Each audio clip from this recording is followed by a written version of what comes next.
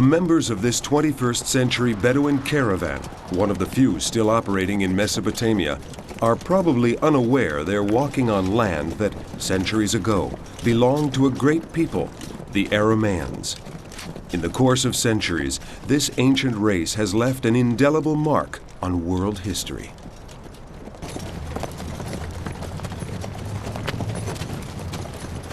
Today, it is as if the memory of this people has been lost in the mists of time. In a land that has nurtured hundreds and hundreds of years of history in which the Aramean heritage has played no role. Nevertheless, enclaves of Arameans live on, a few still clinging to their roots in the Middle East, the majority dispersed in communities scattered all over the world, and all brought together by their church, the Syrian Orthodox Church, that has recorded their heritage and preserved their language.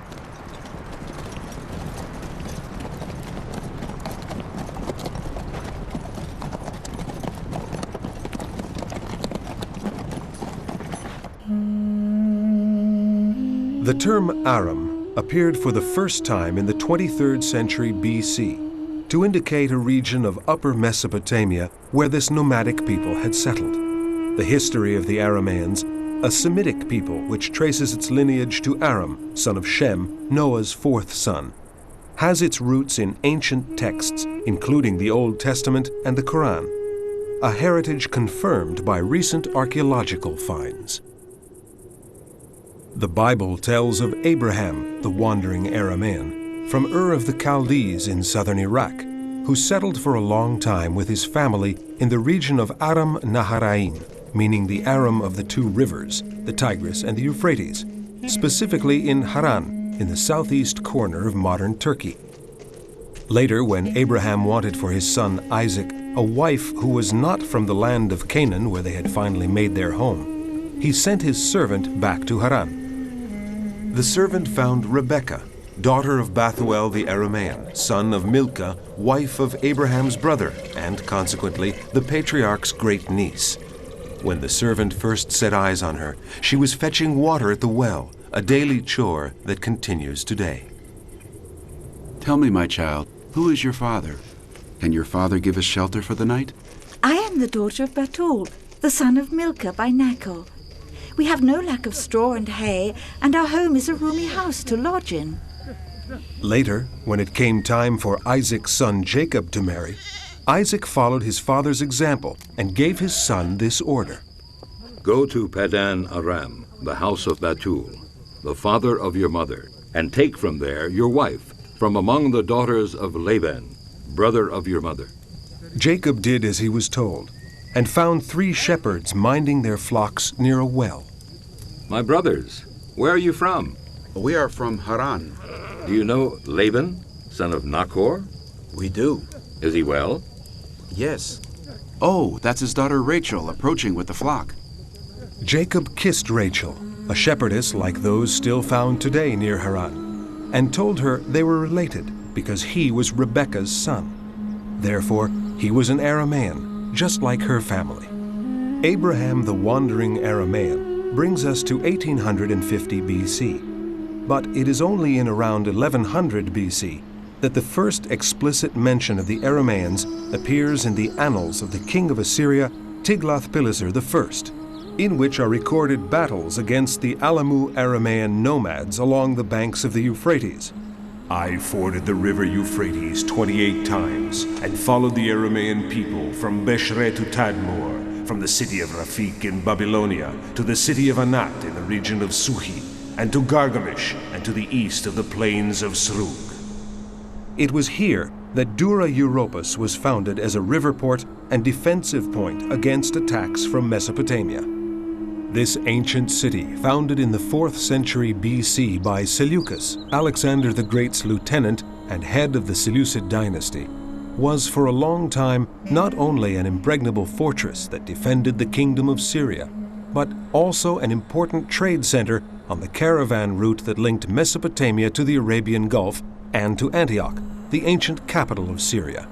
Captured and razed to the ground by the Sassanids in 256 AD, the city, or what was left of it, was buried under the sand for 1,700 years. Today, Dura Europos is one of Syria's most important archaeological sites, a veritable trove for archaeological finds and a constant source of precious information that serves to reconstruct the history and the customs of people who, like the Arameans, inhabited this area even before the city existed.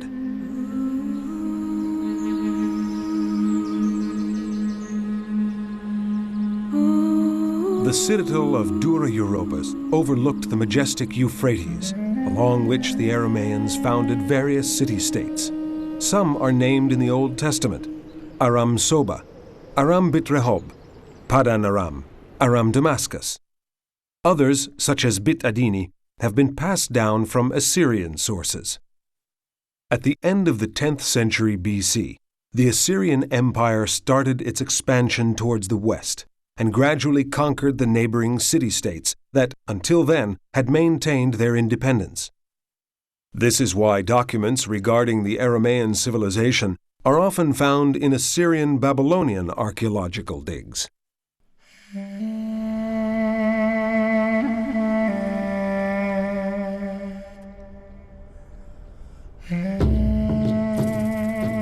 In 1979, at Tel Fekeriye, just south of the Turkish-Syrian border, a great statue came to light.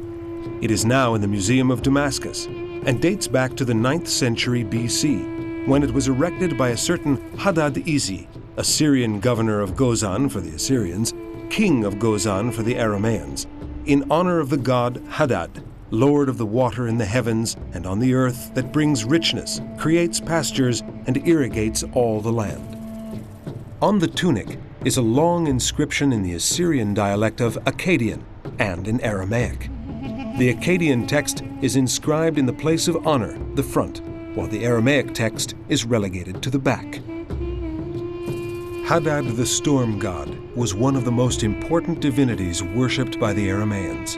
He is sometimes depicted brandishing thunderbolts, as on this stele in the Louvre in Paris.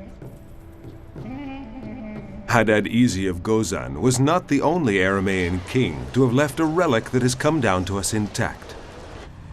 In the Museum of Aleppo, at the foot of a likeness of the god Melkart, an inscription attests to it being the statue that Bar-Hadad, king of Aram, erected out of gratitude to Melkart, his lord, who answered his prayer.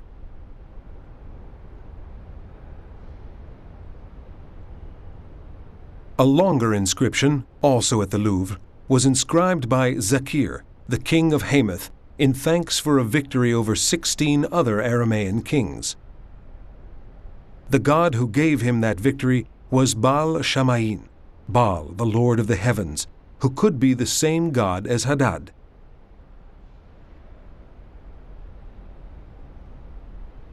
The longest of the ancient Aramaic inscriptions, preserved in the National Museum of Damascus, is, however, a treatise between a certain Bargaya, perhaps a high official of the Assyrian king himself, and Matiel, the king of the Aramean city-state of Arpad. In the text, Bargaya lists a series of curses against Matiel should the agreement ever be broken. If Matiel is dishonest in the dealings, let his kingdom become a kingdom of sand, a kingdom of dreams that dies like a flame. Let Hadad hurl his wrath and all sorts of disasters on the earth and in the heavens. Let him send hail unto Arpad. Let the locusts go mad for 7 years. Let not a blade of grass grow, that one can see neither vegetation nor green pastures. Let not the sound of a lyre be heard in Arpad or among its inhabitants, but only moans of desperation, crying, and lamentations. Aside from the inscriptions, there exists other proof of these Aramean city-states, such as the stone sculptures unearthed at Gozan Tal Halaf, on view in the Museum of Aleppo.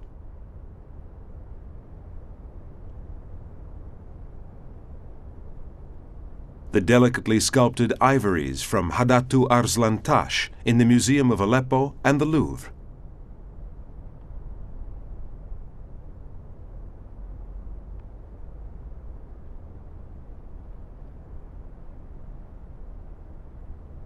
Fresco fragments from the mid-8th century, also in Aleppo. the frontispiece of the Temple of Hadad in the National Museum of Damascus.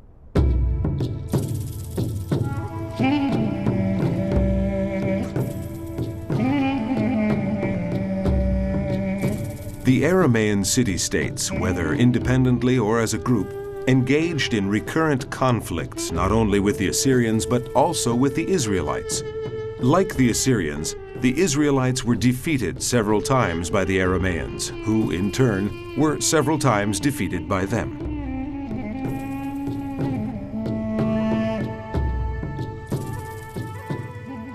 Turkey, Iraq, Syria, Lebanon, Palestine, Israel, Jordan, and Egypt are the countries that still today preserve the memory of the ancient Aramean civilization, often only in place names.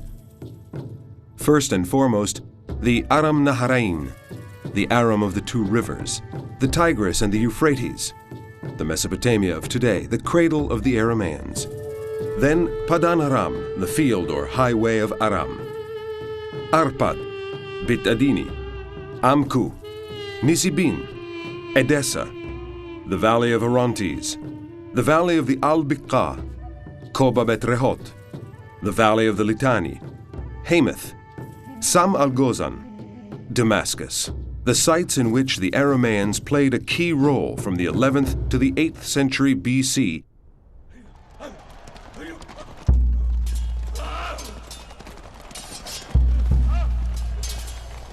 In an endless succession of wars among themselves and against outside enemies. Then, in 732 BC, the Arameans were finally defeated by the Assyrian king Tiglath-Pileser III.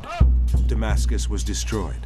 Its last king, Ratson II, was killed, and the territory was broken up into provinces that were annexed by Assyria. Damascus will cease to be a city. It will become a collection of ruins. Its neighborhoods will be abandoned forever and will become grazing land. I will set fire to the walls of Damascus, and it will devour the palaces of Ben-Hadad. And the people of Aram will become slaves. Thus, the biblical prophecies came true. From that moment onward, the dispersion of the Arameans began. Without a land of their own, they were condemned to wander over the course of time to the four quarters of the world.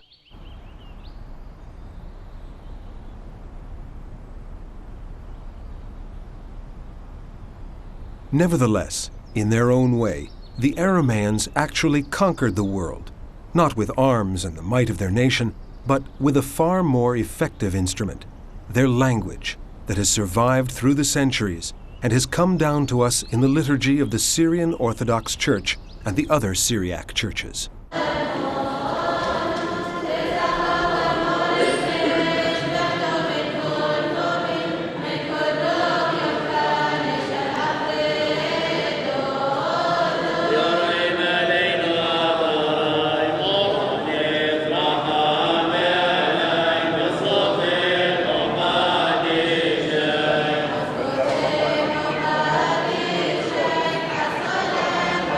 The inscription on the famous 9th century BC statue of Hadad is the oldest surviving document of the Aramaic language, and evidence that in around 1000 BC, the Arameans adopted the Phoenician alphabet, composed of 22 letters.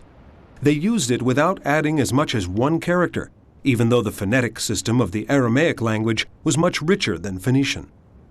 Long before conquering the Aramean city-states, the Assyrians realized that it was much faster and more practical to write in Aramaic rather than Akkadian, the accepted language of the day. Akkadian contained an unwieldy number of characters compared to the 22 letters of the Phoenician Aramaic alphabet. In addition, Aramaic could be written with ink on skins or on papyrus, while the cuneiform Akkadian required a stylus which impressed the wedge-shaped characters onto soft clay tablets.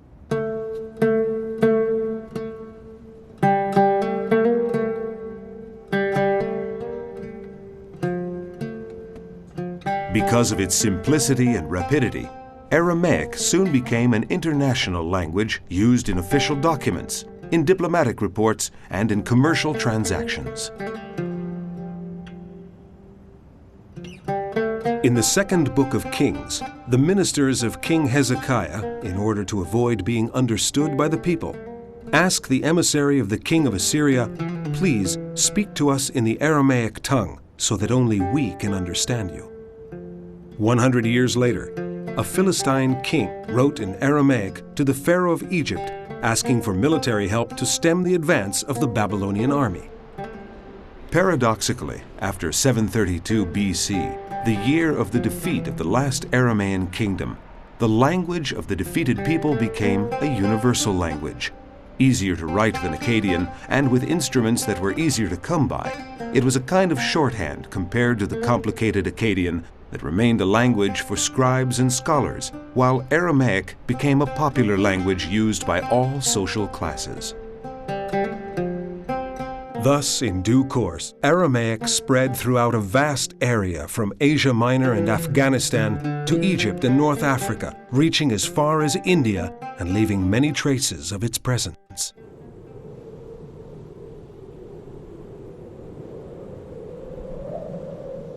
In Jordan, the spectacular site of Wadi Musa, or the Valley of Moses, is a prelude to the fascination of Petra, the capital of the Nabateans, and another source of evidence of the Aramean presence.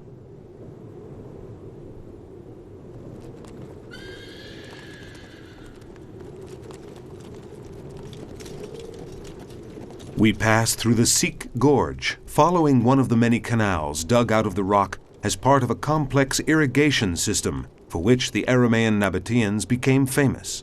It leads us directly to the Pink City, as Petra is called, in reference to the color of the sandstone from which, one might say, it is sculpted.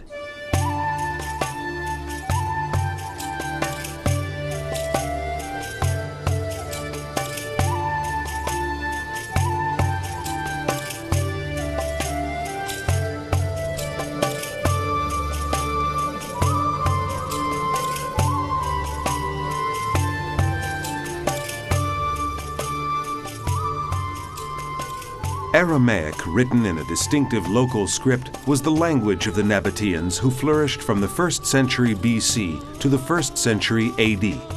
They carved their capital out of the living rock. In truth, Petra was a stronghold, located strategically on the main route between the north and south of the Arab Peninsula, traveled by caravans with precious loads of incense and myrrh from Arabia, spices and silks from India, ivory from Africa, and precious skins. From this well-protected, dominant position, it was easy to raise tolls, to demand exorbitant sums for food, shelter, and stabling, and to play a key role in the commerce between merchants and caravaneers. And of course, it was easy to plunder too. Thus, the Aramean Nabateans became rich and powerful.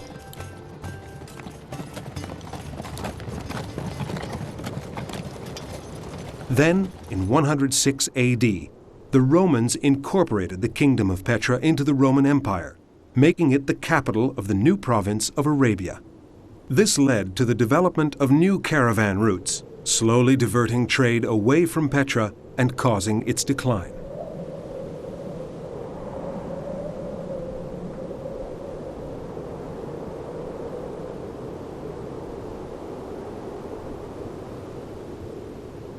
The Nabateans' own dialect of Aramaic has survived in inscriptions on the pediments of buildings and temples, on rocks and stones, at the base of votive capitals, and on the walls of gullies. In the latter case, the writing is in the guise of implorations to the gods to avert disaster in the event of flash floods that would race through the gorges, sweeping away everything in their path.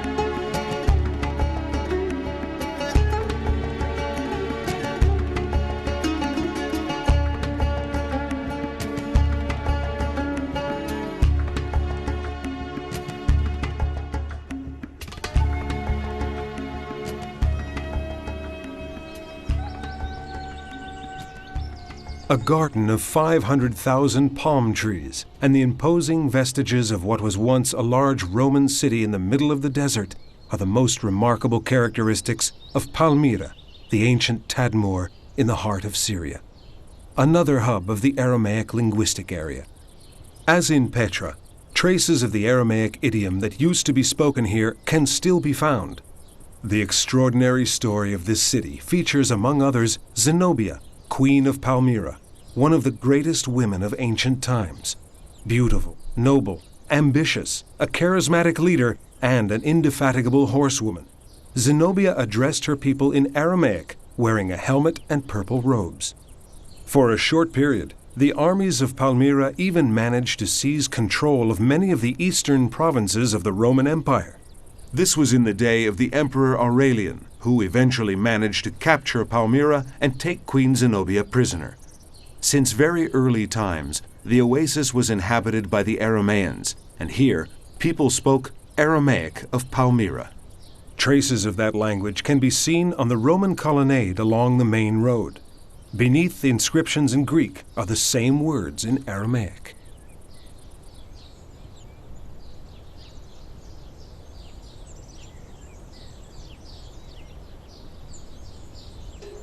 قبورة دنه عبد بالحزاي بر بريكي بر بالحزاي.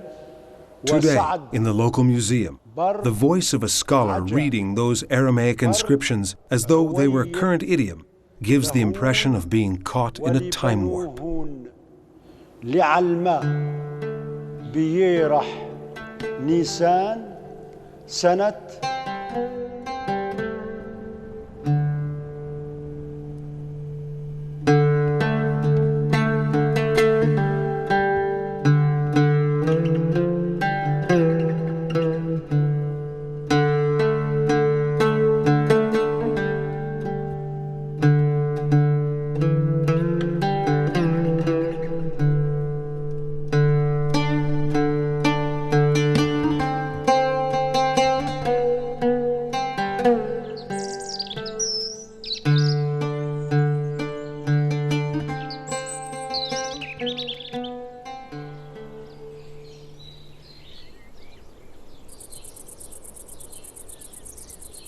Hatra in Iraq was founded in the 1st century BC and was destroyed by the Persians early in the 3rd century AD.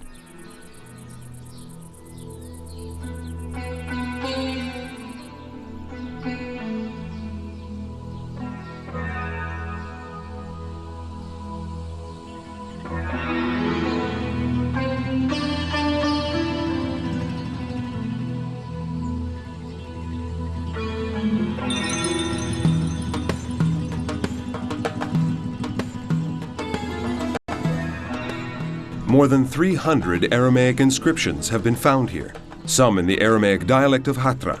Many are of great historical importance. Most of these inscriptions are now preserved in the Museum of Mosul and in Baghdad, together with statues and other relics found at the site.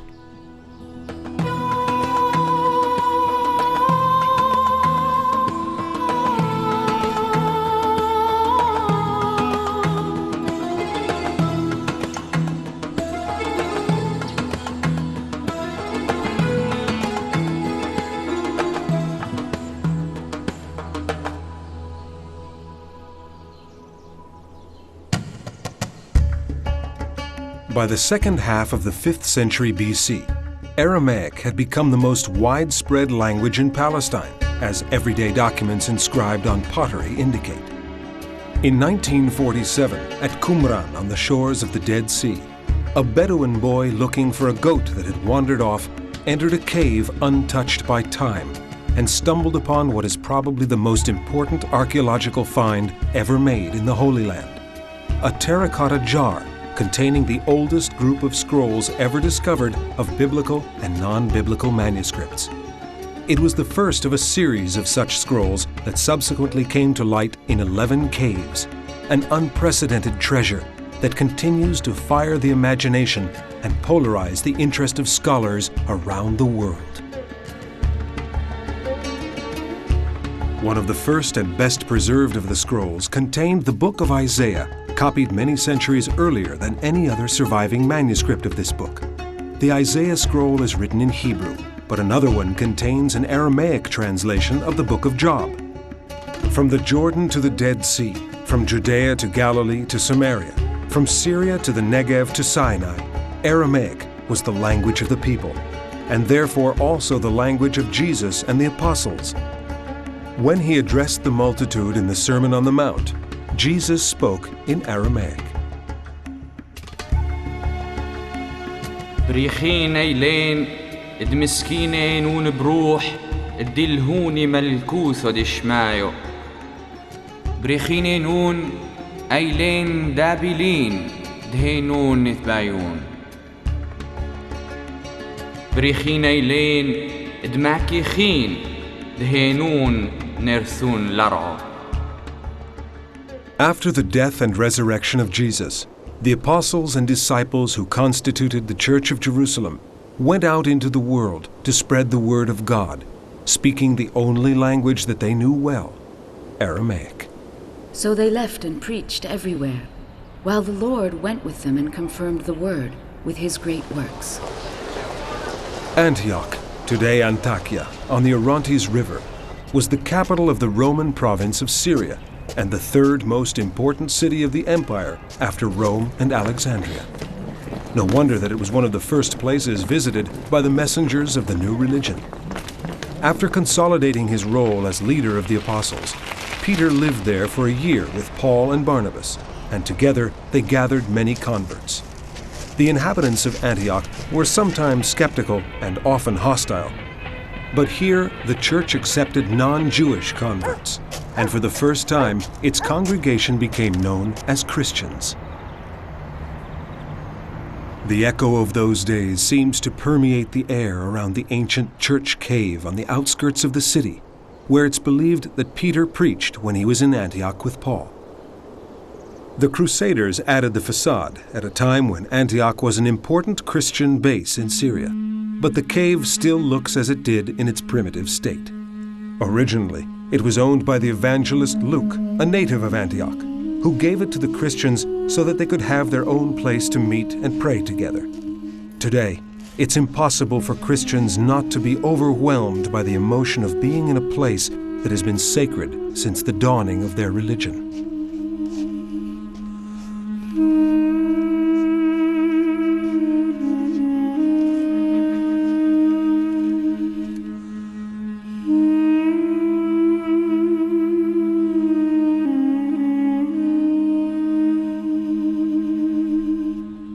For many tourists, the main attraction is the passage dug from the rock and used, according to tradition, to lead the faithful to safety in times of danger through a maze of inaccessible, overhanging caves.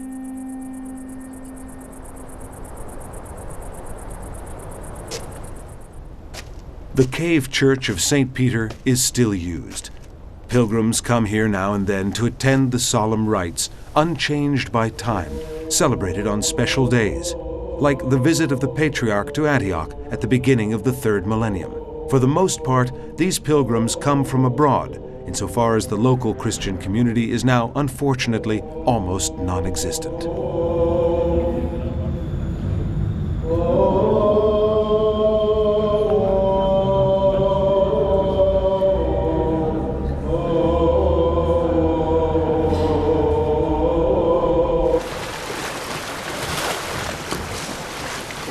While the new religion was burgeoning in Antioch, another of the 12 apostles, Thomas the Doubter, set off across the ocean heading for India. After a long and hazardous voyage, he finally set foot on the subcontinent's southernmost shores. And so, thanks to Thomas the Apostle, the Church of Christ gained a foothold in that remote area, and with the church came the Aramaic language.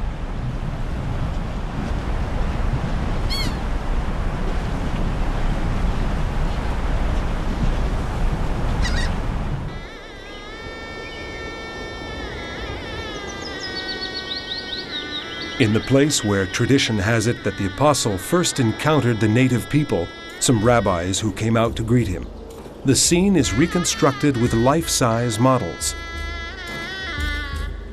Nearby are the remains of an ancient Hindu temple, transformed into a Christian church after the conversion of the local people to the gospel announced by Thomas.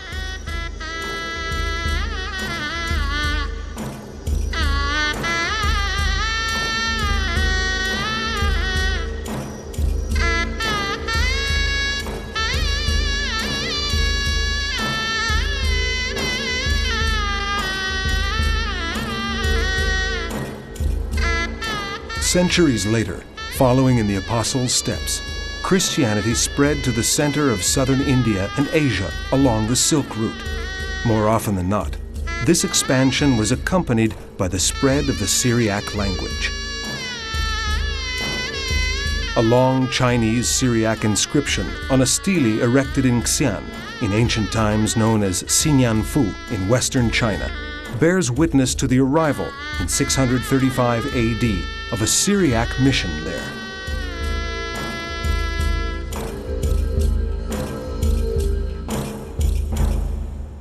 Additional evidence comes from a Syriac manuscript of the Gospel written with golden letters for a Mongol princess at the end of the 13th century that contains a portrait of the princess herself with her husband.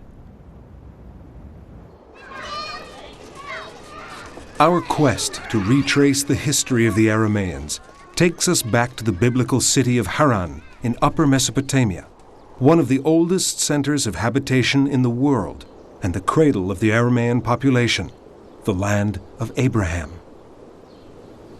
And Terah took Abraham his son, and Lot the son of Haran his son's son, and Sarai his daughter-in-law, his son Abram's wife. And they went forth with them from Ur of the Chaldees to go into the land of Canaan. And they came unto Haran and dwelt there. This is Haran today. The current inhabitants are unaware of their Aramean ancestry and barely remember the name of their biblical ancestor, even though he is rapidly becoming the town's main tourist attraction.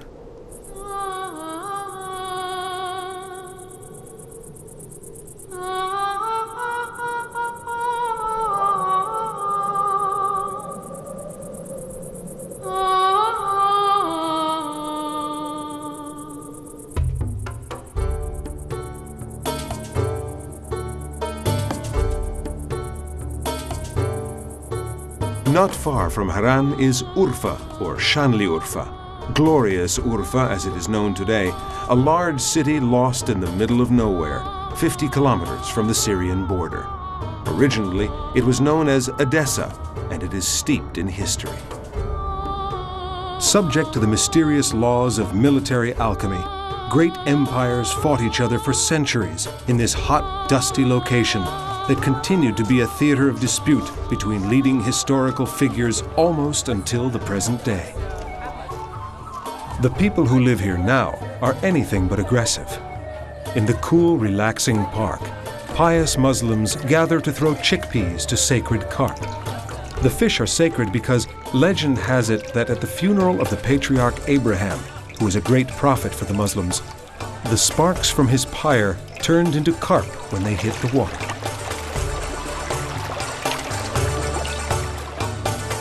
The entrance to the so-called Cave of Abraham is always crowded with pilgrims. According to a local legend that contradicts biblical history, this is the birthplace of the prophet Abraham, friend of God. Shanli Urfa is a melting pot of races and ancestries, Turks, Arabs, Kurds, and foreigners. The souk is emblematic of the ethnic mix.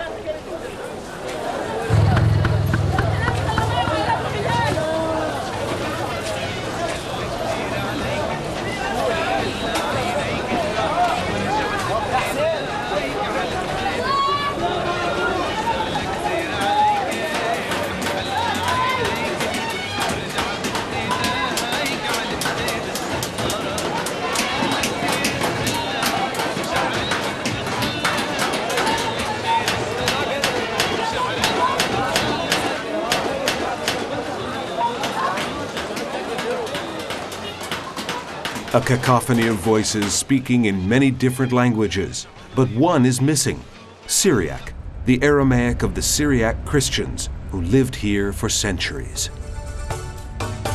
Two columns known as the Throne of Nimrod, the biblical founder of Edessa, stand out against the sky on the Kale, or fortress.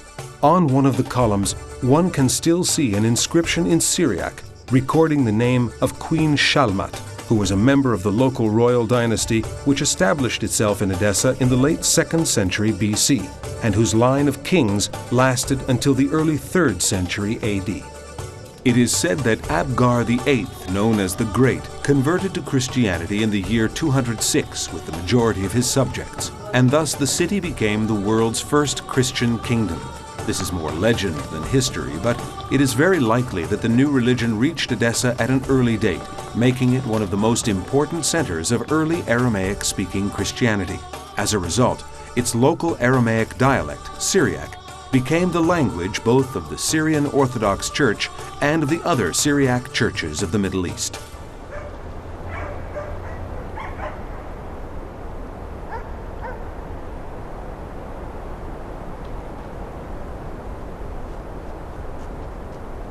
Today, however, there are no signs of a Christian presence. The Christian population here, as in many other cities and villages of Upper Mesopotamia, was forced to migrate, or more precisely, to flee from the hatred and persecutions that, in 1915, even took on the characteristics of genocide.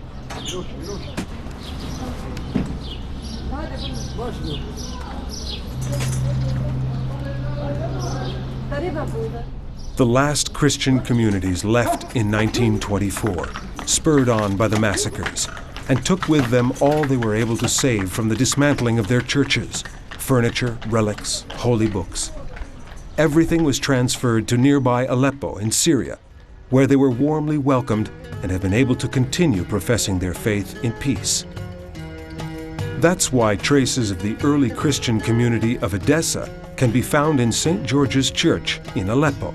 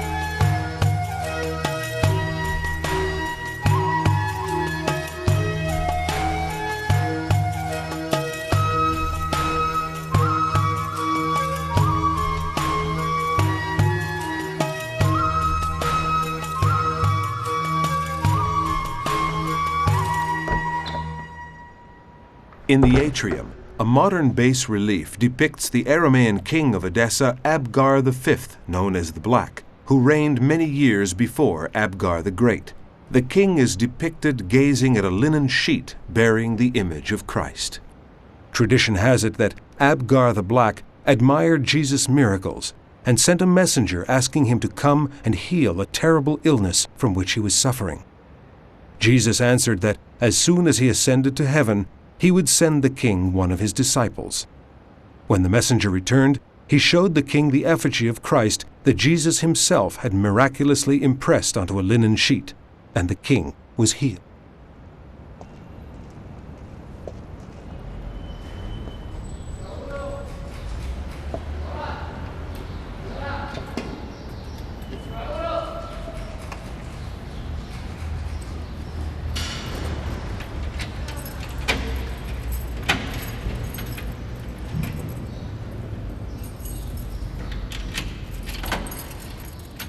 3 keys are required to open the safe that contains the still intact holy books that belong to the Edessa community. Lay members of the church keep 2 of the keys, and the bishop keeps the 3rd.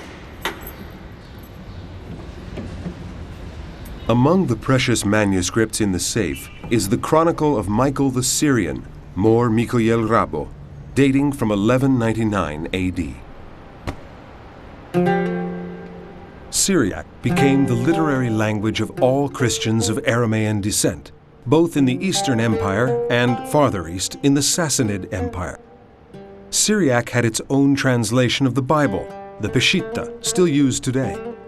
And in the course of centuries, Syriac has generated a vast amount of literature by many important authors. Saint Ephrem of Nisibin, in particular, is one of the greatest poets of the early church. It was he who coined the phrase, the hidden pearl, to describe the Christian message.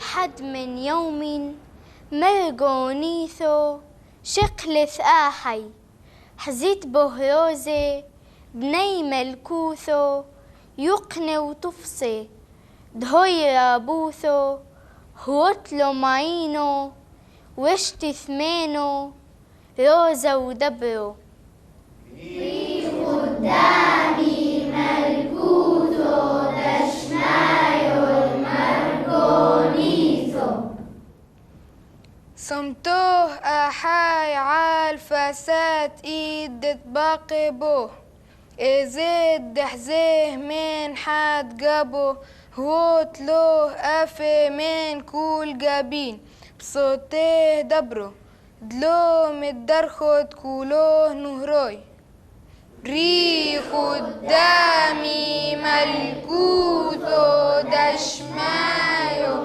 مرقونيتو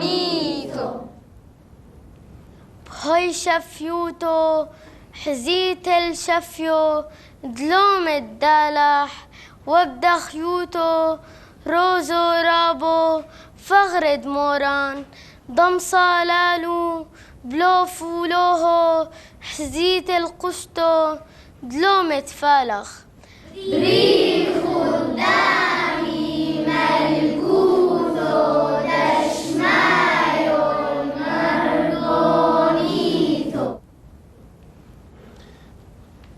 These Aleppo school children are reciting one of St. Ephrem's poems. It is as though their voices have crossed the border into Turkey, traveling to their ancestral home of Nisibin in search of the memory of Mor Ephrem the Syrian. Mor in Aramaic means Lord, Monsignor, or Saint. Until a short time ago, here in Nisibin, known today as Nusaybin, an inscription was to be found on the walls of this church, recording the date 359 AD, which means that Saint Ephrem himself might have seen it being built, since he was still living in Nisibin at the time. We searched for the inscription in vain in the church dedicated to Saint Jacob of Nisibin, another great Syriac saint that welcomed us in the empty silence of its splendid desolation.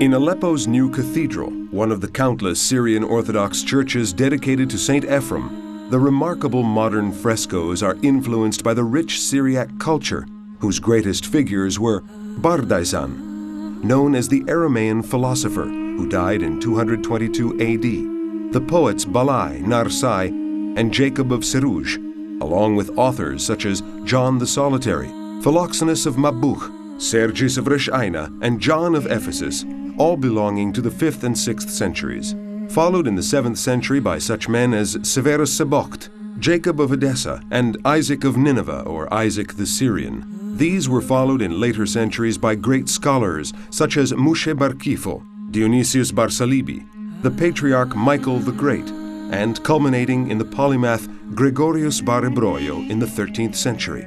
Included among these illustrious figures, naturally, is Saint Ephrem.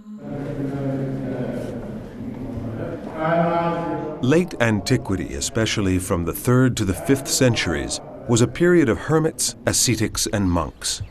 The remote, often inaccessible places that these mad followers of God inhabited seem impossibly inhospitable to us in the 21st century. These men cut themselves off intentionally from the rest of the world, and the only way to find traces of them is by following goat tracks. This is Wadi Kadisha, the Lebanese Holy Valley, where there are many remains of Syriac monasteries and hermit dwellings that blossomed during that age of great mystical fervor. However, these men, who were commonly referred to as the recluses, did not embrace a life of extreme sacrifice out of an abstract love of God, an elitist need for isolation, or an egotistical life of contemplation.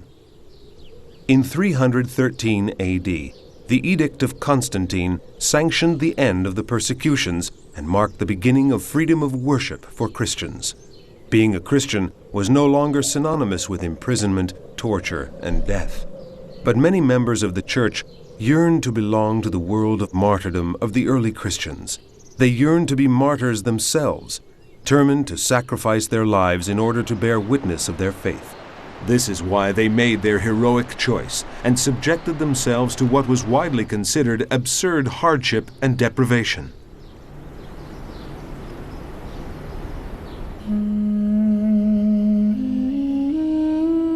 A hermit monk wishing to found a monastery would choose a cave big enough to contain a church.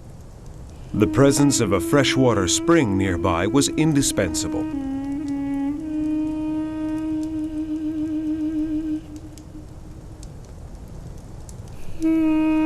For several years, such a monk would live alone in the cave, praying and awaiting the arrival of fellow monks who would join him of their own free will, together with others who responded to his invitation. When the group was big enough, everyone worked together to build the church. Subsequently, the monastery would be built.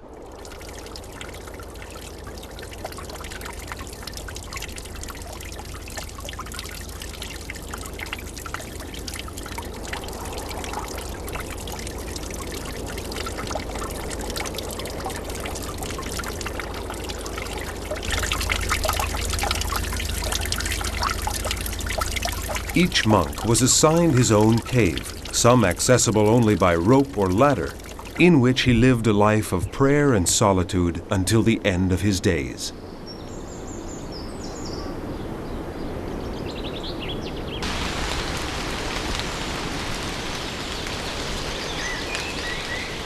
Every Sunday, the monks gathered in the monastery to take the Eucharist, to receive orders from their superior, and to collect a ration of bread, water, and oil. Each monk might also have had a goat to provide milk and cheese. When they were old or ill, monks too weak to reach the monastery would be assigned younger monks who would see to their needs and nurse them until their final hour.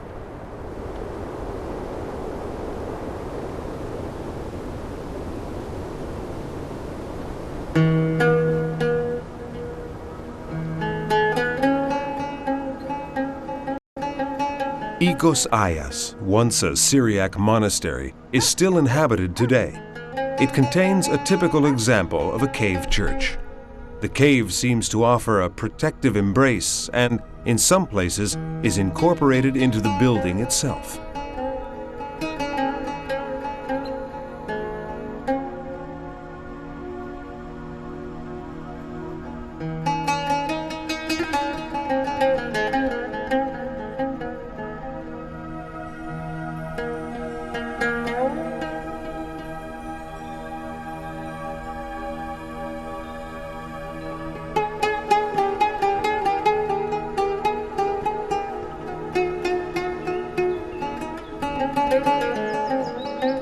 A few other active monasteries can still be found in this part of northern Lebanon, known as the Mountain of the Primitive City, and today called Wadi Kadisha, or the Sacred Valley.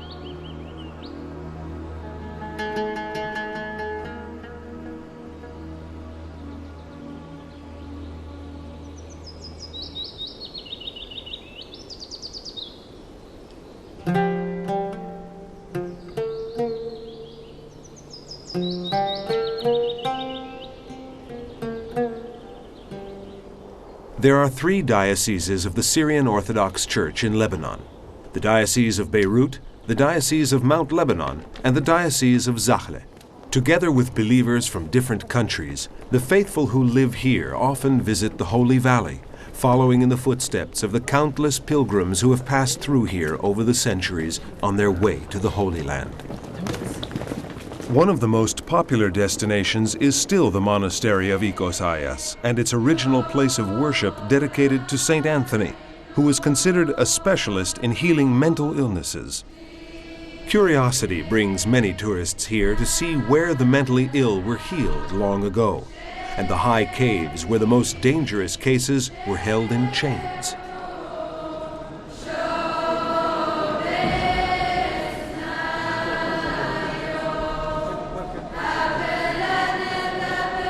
But most visitors come here to express their faith. Entire families will light a votive candle and pray together, to give thanks for answered prayers or to ask for grace, to pray for the health of a family member or for the success of a project. Barren women pray for children, and unmarried women pray for a husband. Examples of simple devotion that always demand respect.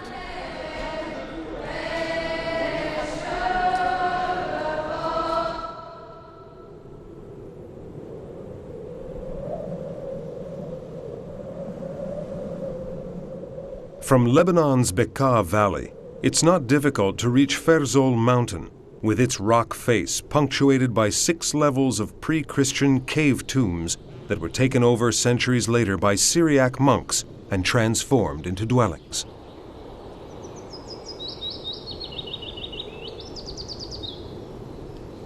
Evidence of a pagan past is everywhere, in symbols of Phoenician divinities, and in cells where bloody sacrifices were offered.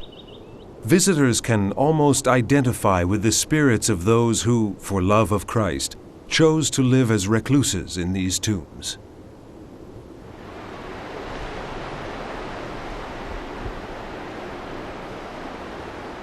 Dominating the upper reaches of the Orontes River in the Bekaa Valley is the Cave of the Monk.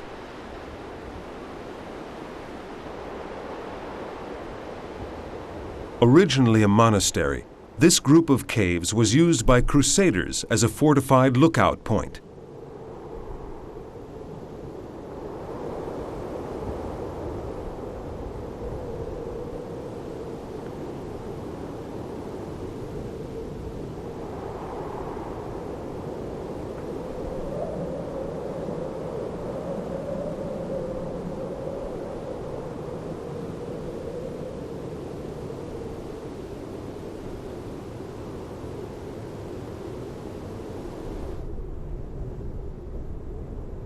The vaulted ceiling is darkened a smoky black by torches and fires kept constantly alight to protect the cave's inhabitants from the merciless cold of the long Lebanese winter. Those who make the climb up here are rewarded by the simple signs of devotion that refer not to the Crusades, but rather to men whose eyes looked heavenward, men who chose to live in these austere caves during their earthly lives.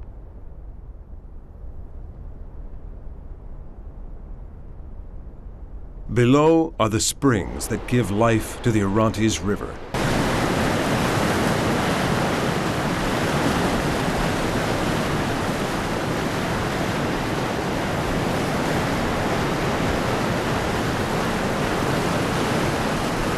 In Aramaic, the Orontes is called Alazi, the Rebel River, because an optical illusion often gives the curious impression that it flows uphill.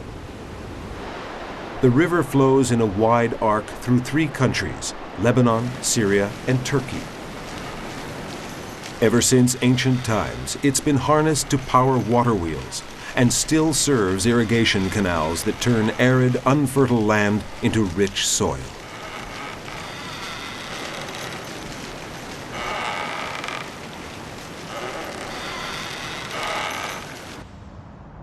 The Orontes River divides in two Antioch, the city of the evangelist Luke and of the first Christians, and after a total course of some 390 kilometers, it empties itself into the Mediterranean.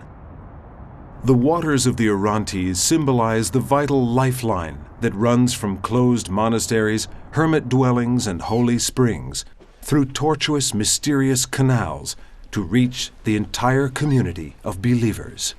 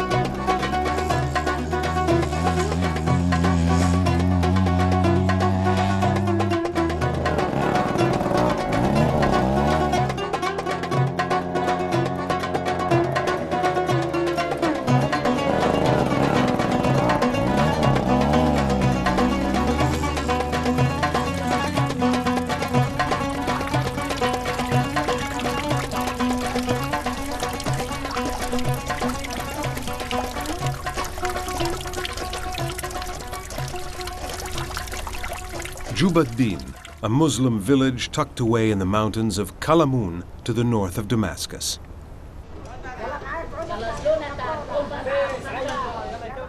Everything here is similar to innumerable other Muslim villages. The architecture, the way people dress, the way they live.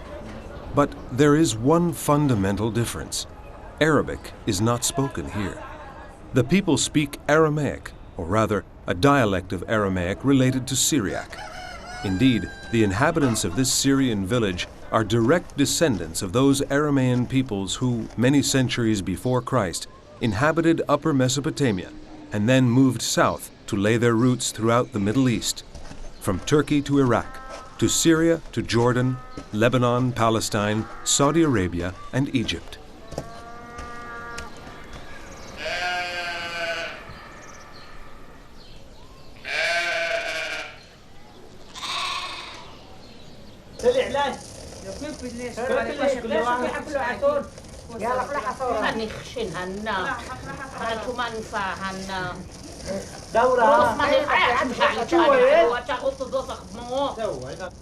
Islam is the faith of these people who hold in honor Abraham, the wandering Aramean, as the Bible calls him, the great prophet, the friend of God, and their direct ancestor. And they guard their Aramaic dialect jealously.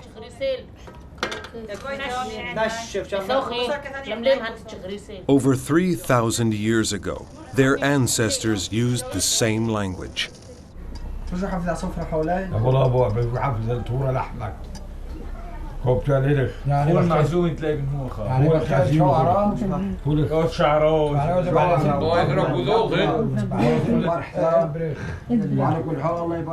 It is a source of wonderment to hear people chatting about everyday matters in this age-old language that has been passed down orally from one generation to the next for over 3 millennia.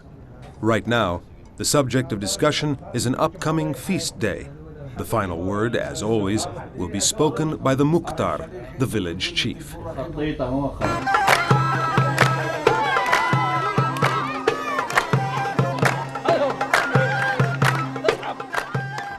The songs are in Aramaic. Even modern songs are translated from Arabic into the ancient language that parents teach their children, who in turn will teach their children and grandchildren.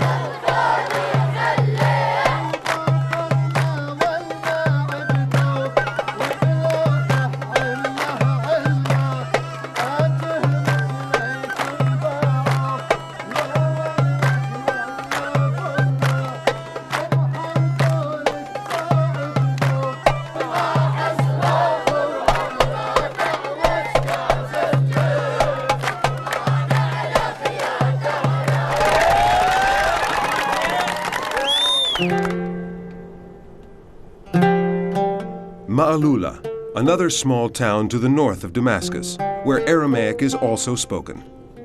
The name has Aramaic roots. Ma'alula means entry. This time, the inhabitants are mainly Christian.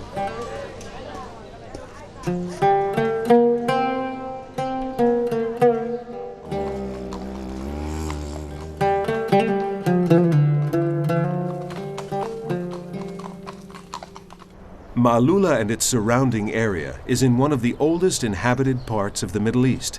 Stone Age man lived here some 50 to 60,000 years ago.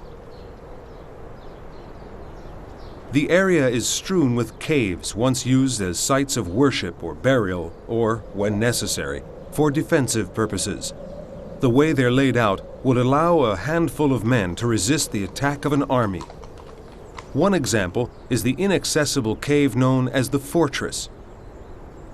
Another enormous cave called the Castle could hold up to 1,200 people.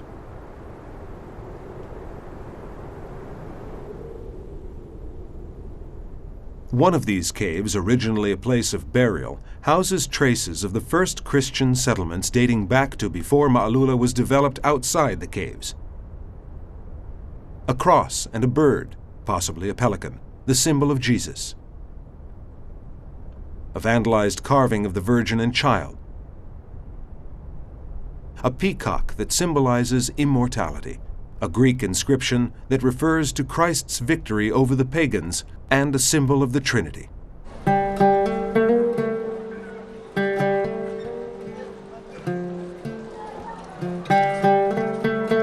Apart from the name, additional evidence of the growth of the Aramean community in Ma'lula can be found in local traditions and in the day-to-day conversation of its current inhabitants.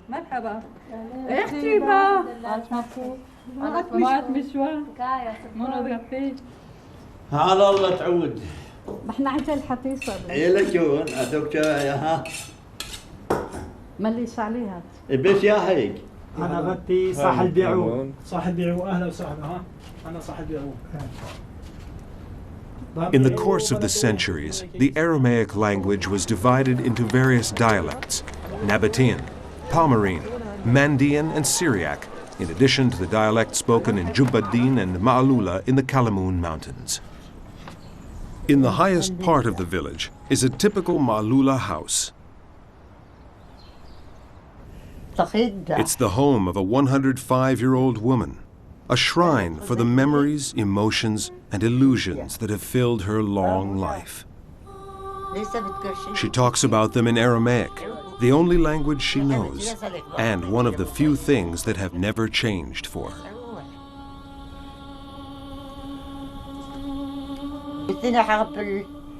البيع الهوخة وبكع طيلح البيتيوثة نزلون مشتغلة برية مشتغلة بشيكيا وثنا حقب البيع الهوخة وبكع طيلح البيتيوثة وأرهطين ناح وحيت إذ كان بيتيوثة وكعنا حمعلولة. After the Emperor Constantine's Edict of Milan in 313 AD, communities like Ma'lula emerged from the safety of the caves and gained importance as centers of Christianity. Indeed, some Christians felt encouraged to destroy pagan temples or transform them into churches. The monastery of St. Sergis above Ma'lula is an extraordinary example of this kind of transformation. The doorway is so low that non-Christians and Christians alike are obliged to bow to enter what is considered to be one of the oldest churches, not only in Syria, but in the entire world.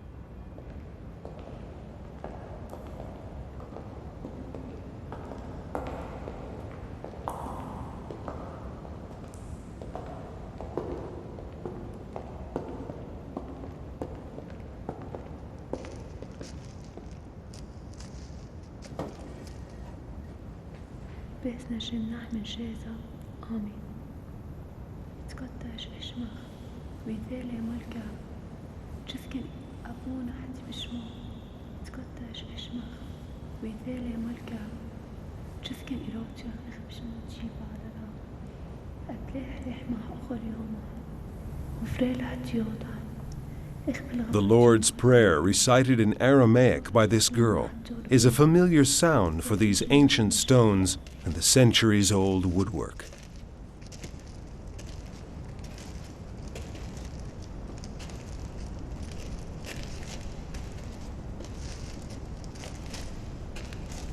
Probably built around the year 325, the year of the Nicene Council, the church is a visual representation of the transition from ancient paganism to the Christian Revolution. That transition is physically embodied in some of the wooden beams that scientific tests have shown are over 2,000 years old,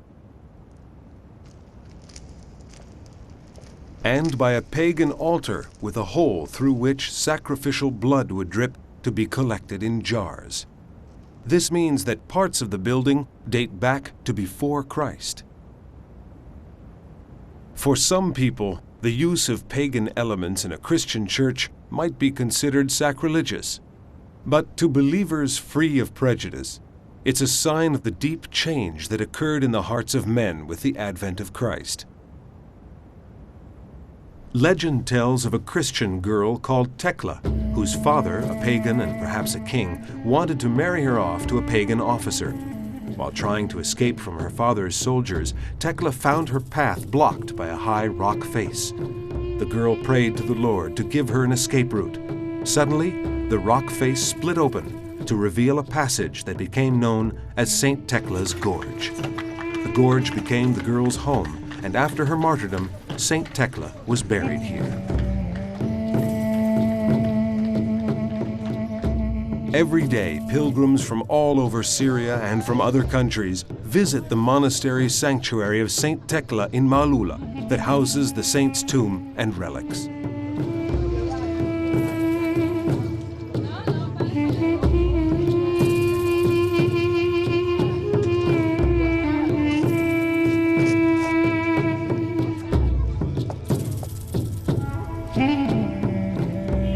Saidnaya is another Syrian town that, before the arrival of the Greeks and Arabs, was inhabited only by people of Aramean descent.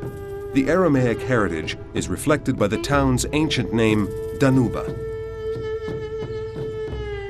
Like Maalula, evidence of prehistoric Saidnaya lies in caves where pre-Stone Age objects have been discovered. The town's recorded history began in the indestructible monuments erected by the Greeks during their 400-year occupation. The Christian tradition is evident in the many local churches and monasteries, the most important of which is dedicated to Our Lady of Saidnaya. Built 1,500 years ago, it was known as the Fort due to its impregnable defensive position.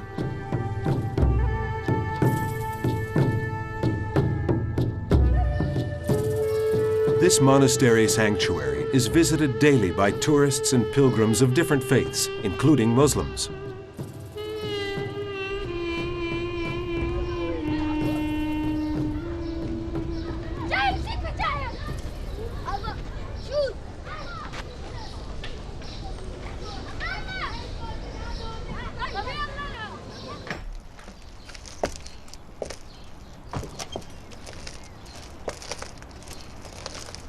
The monastery and sanctuary are looked after by nuns of the Greek Orthodox Patriarchate of Antioch, to whom Christians of the Byzantine Church who speak Arabic answer. The nuns are also responsible for restoring antique icons and safeguarding a veritable treasure trove of ancient manuscripts. Although these are now in Arabic, in the Middle Ages, Saidnaya was an important center for the copying of Syriac manuscripts. These are only some of the books from the monastery's original library. Many more have been burned, stolen, or destroyed by the ravages of time.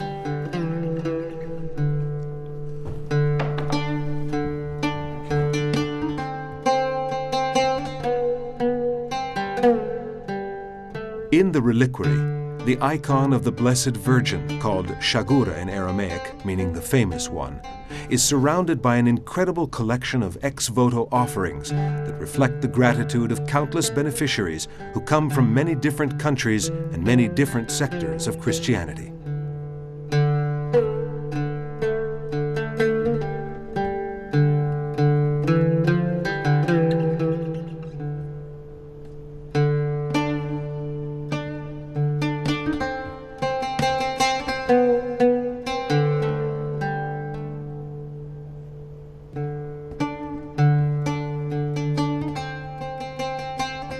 The roots of this Christian eclecticism can be found in the life of Saint Simeon Stylites. Simeon was born in Cilicia in 390 and later moved to Syria. After subjecting himself to intense acts of contrition and mortification, he moved to a mountain near Aleppo. Here, he built a column on which he lived and preached ceaselessly to ever-growing crowds of people who flocked to him in hope of his blessing or to be healed. The name Stylite, from Greek stoulos meaning column, was given to his followers, who became known as Stylites. The base of his famous column is still visible today in the monumental remains of the church named after him at Kalatsiman, or the citadel of Saint Simeon. The column was 36 cubits or 15 meters high, and from its summit, the saint healed, solved disputes, and preached social justice until his dying day.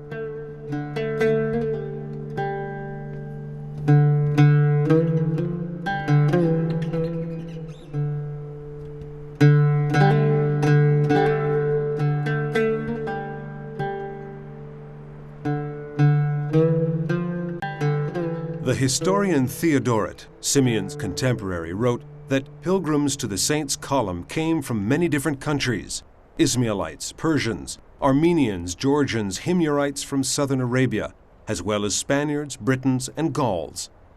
The existence of different faiths was not important to the saint. To him, all that mattered was God. "Keep your own faith," he used to say. "Just leave me my God." That's why at Kalatsiman, we often find the Syriac cross alongside Greek, Byzantine, Latin, and Maltese crosses. These symbols of different Christian traditions are a concrete indication of Saint Simeon's eclecticism. Dotting the countryside around Kalatsiman are the remains of nearly 1,000 villages and towns that prospered between the 1st and 7th centuries AD, and then fell prey to a series of economic crises, wars, invasions, and natural disasters.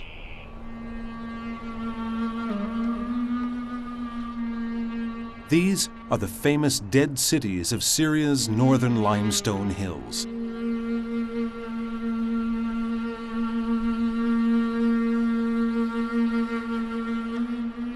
Here, even place names conjure up pictures of utter desolation.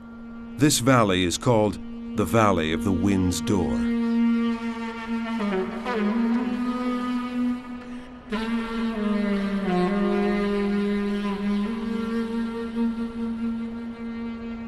There is evidence of burgeoning spirituality everywhere, particularly in the remains of imposing churches.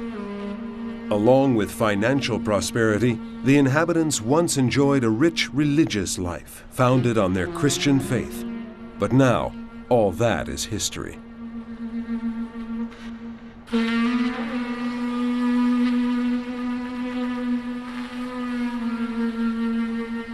A walk through the ruins and rubble of what were once architectural jewels and centers of Christian spirituality is a sobering experience.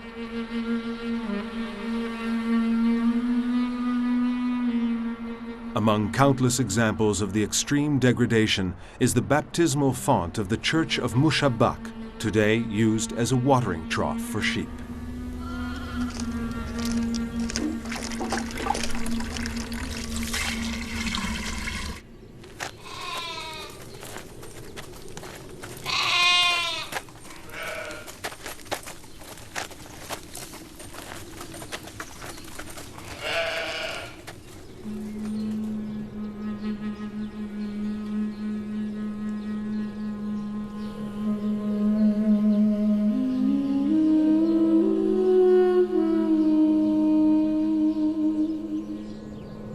The once magnificent Byzantine church of Kalb Lauze, that means almond heart, is another example of past splendor. Fortunately, in modern Syria, the idea of persecution or even religious discrimination is absolutely foreign. Perhaps one day, this extraordinary Christian heritage will be safeguarded in the measure that it deserves. It's a priceless treasure for Syria as well as for the rest of the world.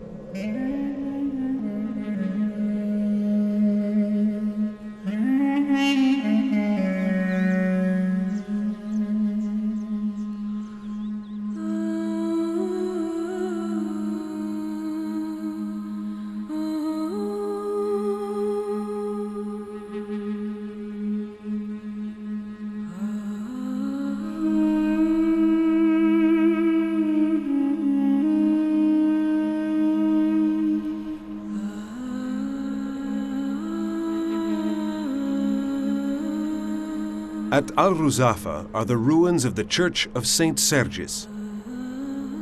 The Bedouin tribes of Syria, many of which were Christian, were particularly devoted to St. Sergis and often visited his sanctuary in Ruzafa.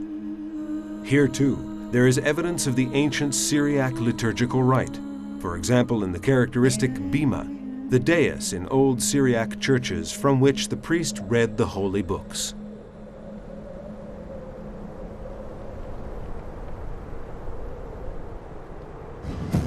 The Aramean heritage of the Syrian Orthodox Christians is also rich in traditions tied to the liturgical calendar.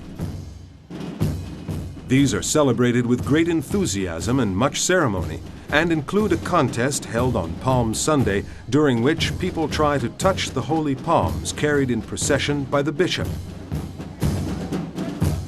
and the washing of the feet ceremony on Holy Thursday that takes place here at the archaeological site of Kalat Simam.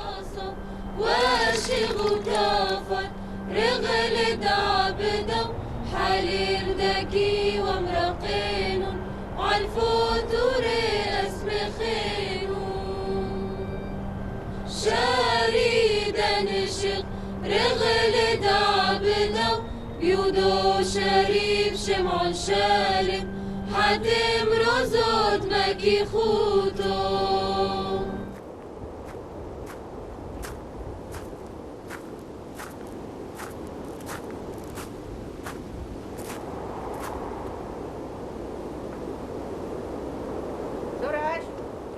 Sadat is a small town in central Syria.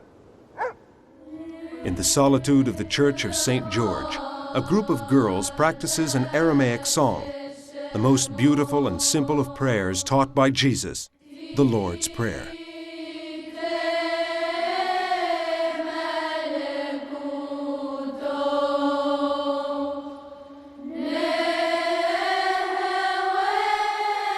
There's an underlying element of melancholy in this simple religious melody, as in all the songs and melodies belonging to the Syriac Christian musical tradition, that expresses so well the endless suffering and hardship that this oppressed people has had to bear.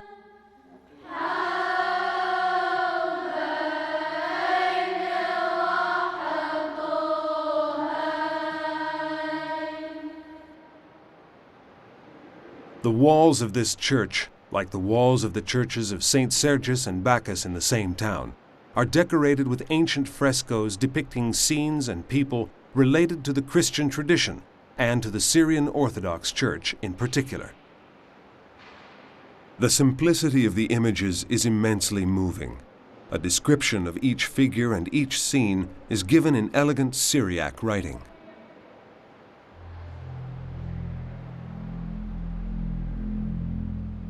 A large number of ancient manuscripts and holy books written in Syriac is preserved here. Deplorably, the congregation treats with great familiarity priceless books that warrant a greater sense of preservation.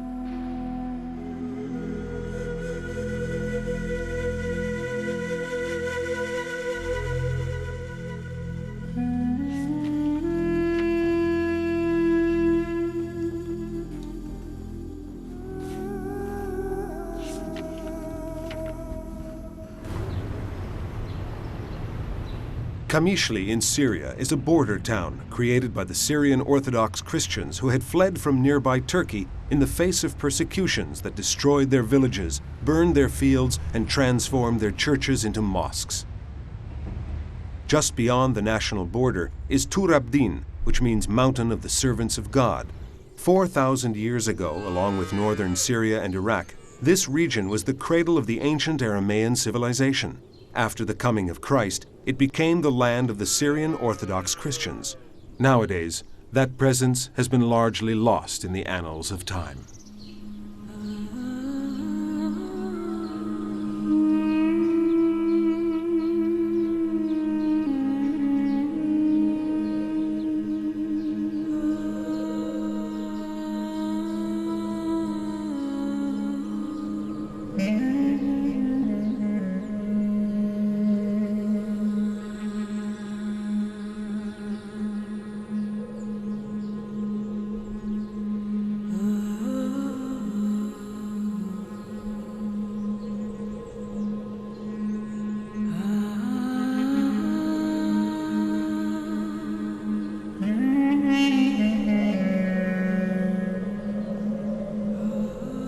Kafro, Bazibrin.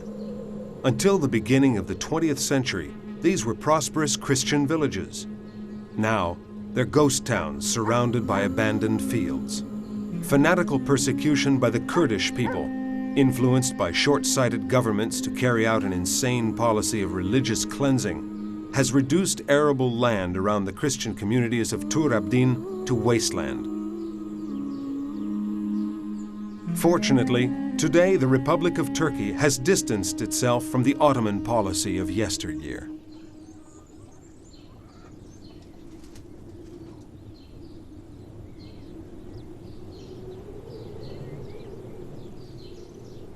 The last Christian family to live here in the village of Urdnus, now called Baglabasi, was massacred in 1992 by Muslim Kurds who had been promised their victims money and land in return.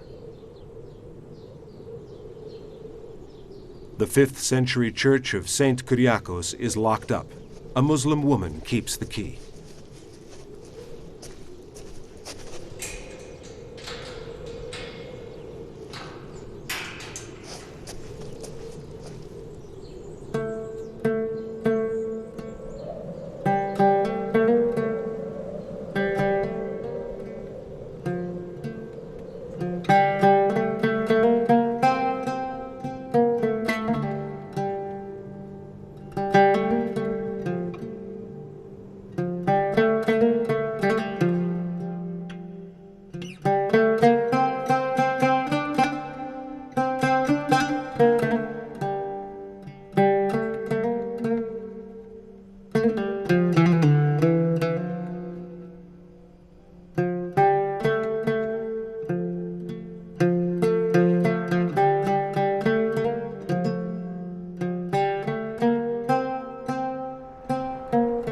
Near the village of Salah is the small 5th century monastery of St. Jacob, staffed by 3 monks and 2 nuns.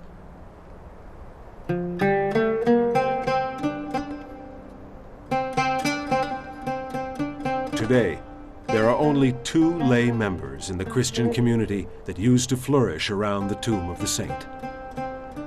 We can't help but compare the decline of the Christian presence with the ruins not far from the monastery of the Persian temple of Heracles that date back long before the coming of Christ.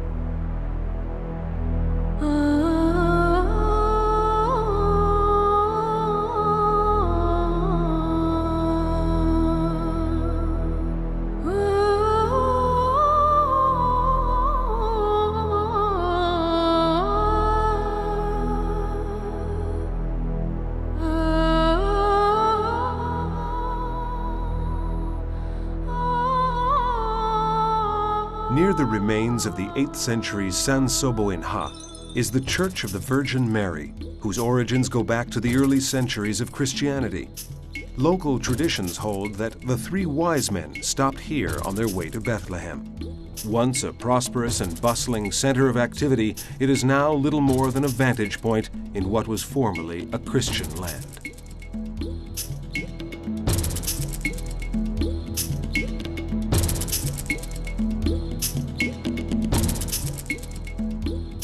Ainvardo was founded, like most places in the area, before the coming of Christ. 100 years ago, it was an entirely Christian community. Today, the inhabitants are nearly all Muslim. Only 8 Christian families remain. According to local tradition, this once wealthy town with several churches was saved by St. George at the time of the massacres of 1915, which decimated the Christians living on the high plateau of Tur Abdin. Many of the village's inhabitants are said to have seen the saint with their own eyes as he charged the aggressors on his horse, lance in hand. It's sad to note that until only a few years ago, local oppression and murderous fanaticism against the Christian community were still the order of the day. But while the memory of those tragic circumstances is still vivid, a ray of hope appears.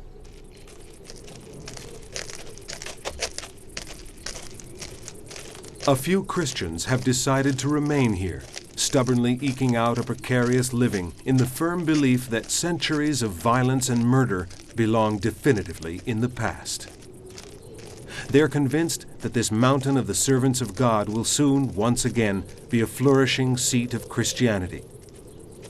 They contribute to this dream by sending their children every day to the monastery to learn the language of their ancestors.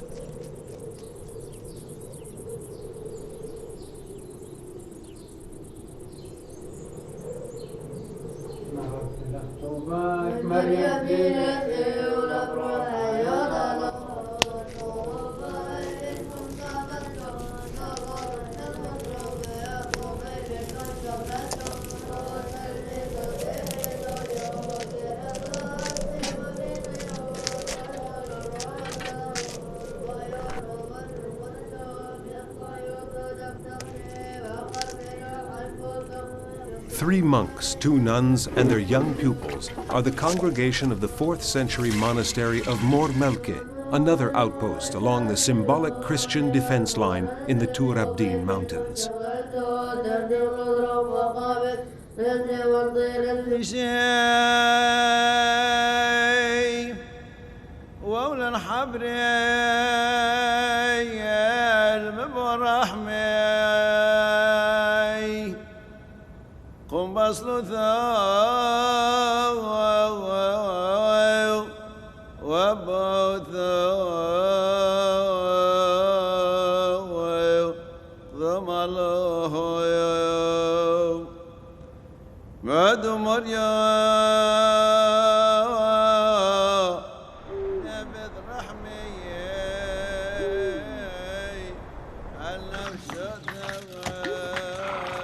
Working the fields and tending the few domestic animals takes up much of the time of those who live in the surviving Syrian Orthodox monasteries. Like the inhabitants of any besieged fortress, they must be completely self-sufficient when it comes to the essentials, and their commitment itself becomes a form of prayer and dedication to the Lord.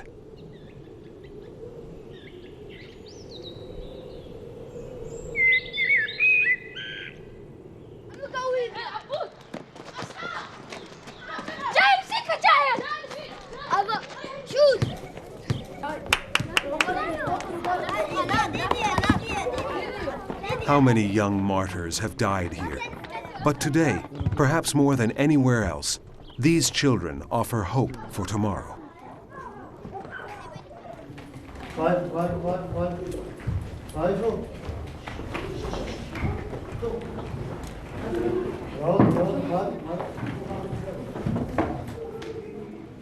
Arkah is another semi-abandoned village in the Tur Abdin hills.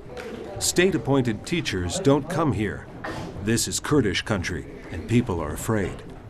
This teacher is a volunteer sent by the bishop. Perhaps he too is afraid, but he has a mission to accomplish.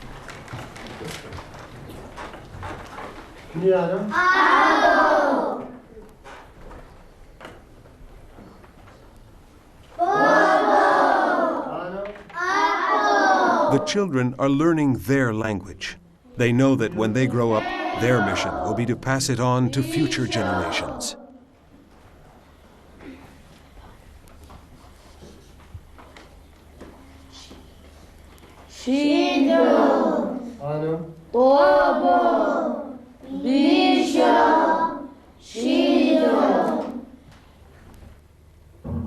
The parish priest insists we join him for lunch at his home.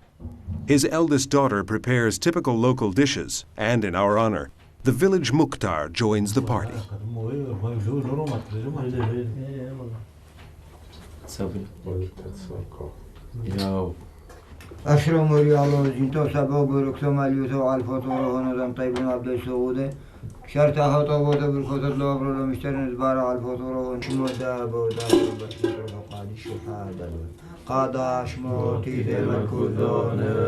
Among the pictures on the walls is a portrait of Ataturk, the founder of modern Turkey, perhaps a tribute to the man who was the first Turkish leader to advocate the separation of political power from any form of religious fundamentalism, thus indirectly helping the Christian cause.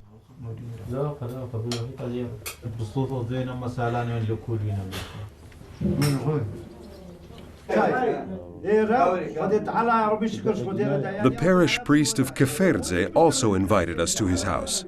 Another sign of hope for the future is that 15 Christian families and 15 Kurdish families live peacefully side by side in his village. This is why he sometimes has visitors with whom he speaks in Kurdish.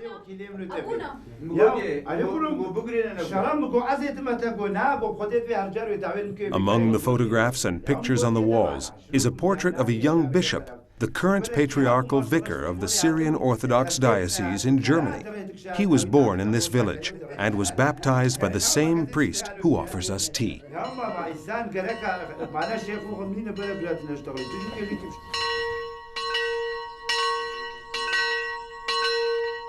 The church, dedicated to Saint Ozozoil, dates back to the 5th century.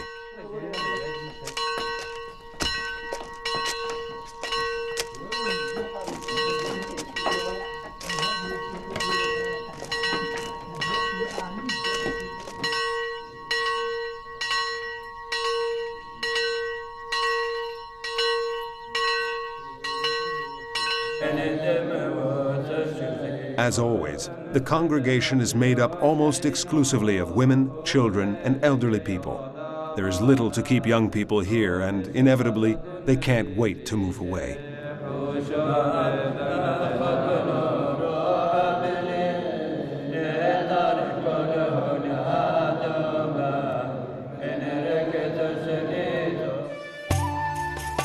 There are still a few villages where the original ethnic identity is intact. In Bekouzione, now Bakizian, the 120 to 130 inhabitants divided among 14 families are all Christians. 100 years ago, this was the norm in Turabdin. Today, it's a rarity.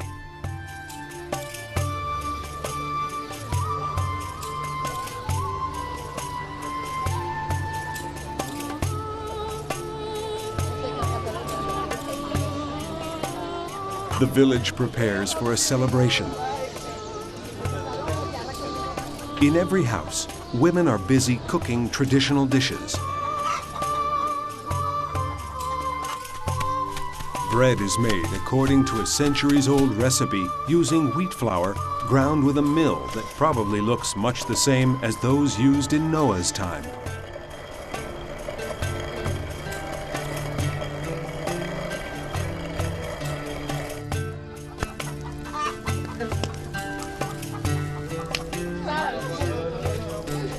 The cross marked on the dough before it's placed in the oven is a sign of thanks to God for having provided the food, as well as a symbol of propitiation that He will continue to do so in the future.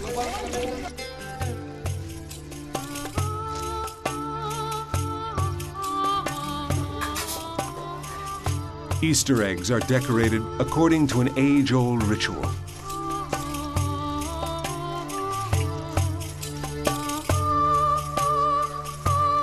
Fingers caress the fragile shells with traditional expertise.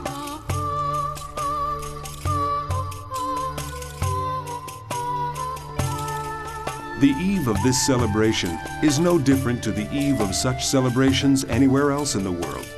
Unmarried women prepare to look their most attractive, just in case there's a future husband at the party. The older women give advice and offer alternative solutions.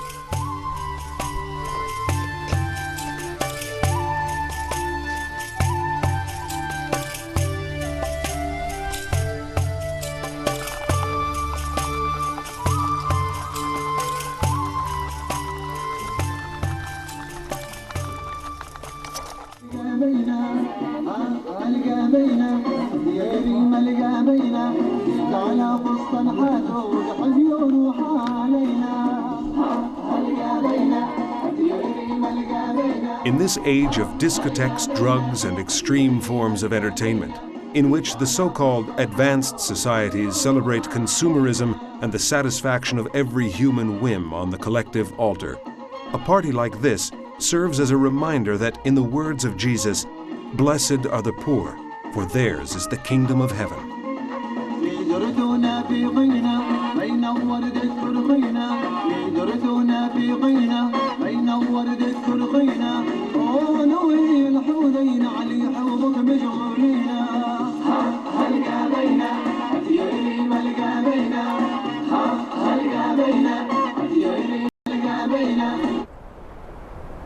Despite improved conditions for Christians in Tur Abdin, their survival has not received the all-clear.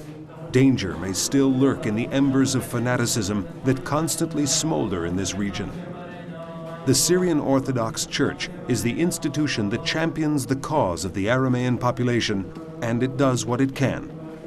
The role of protector and guardian is delegated to the parishes and to the few remaining monasteries, the real strongholds of Tur Abdin's Christian fabric.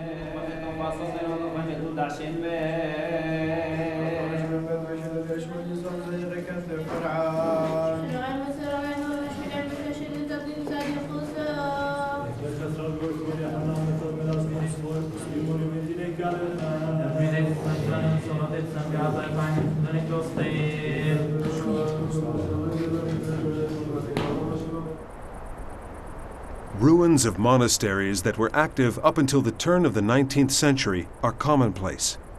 Among the still functioning monasteries are two that are especially important. Deir az-Zafaran, the Saffron Monastery, lies southeast of Mardin, the largest city in this Turkish province. The name comes from the color of the local stone. Built in 493 AD, Deir az-Zafaran was considered the citadel of the Aramean Christians of Tur Abdin. For almost 800 years, from 1160 to 1920, it was the seat of the Syrian Orthodox Patriarchate that is now located in Damascus.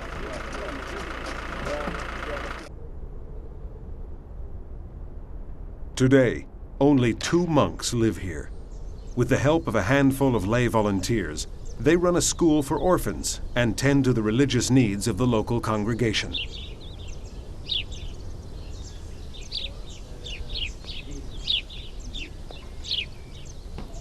Okay, there's an old building also. They have a most important Christian. They believe that before sun god, and this is before BC, about 2,000 years ago. Our guide explains that more than 2,000 years ago, the oldest wing of the monastery was a temple to the sun god. Follow me, please.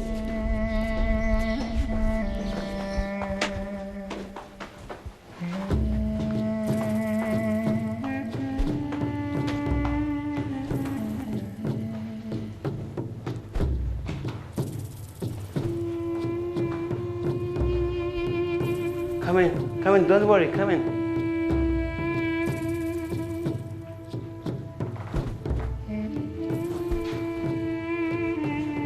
It is the old temples before BC 2,000 years ago, and this is a window. The sun raising the There was a window here, facing east, before which pagans would gather to worship the rising sun. Come worship for sun. And this part is for sacrifice, and people they give. In the sacrificial area, animals were offered to the sun god. More important is ceiling. You can see ceiling without. These stone slabs are fitted together without the use of mortar or metal braces. They're approximately 2 meters high and simply fitted next to one another in 6 rows to the left and 6 rows to the right of a central row of keystones. They hold each other like that.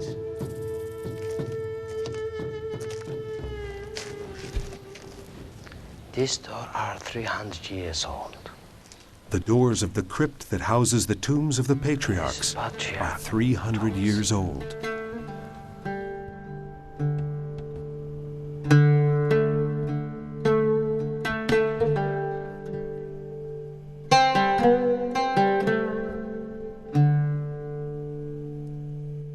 The church, with all its stucco work, ornamentation, furniture, and altars, is the work of Aramean craftsmen.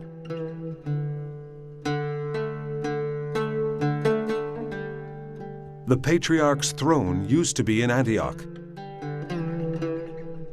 On the back, starting from the middle, are the names of all the patriarchs that have succeeded each other through the centuries, from St. Peter to the present day.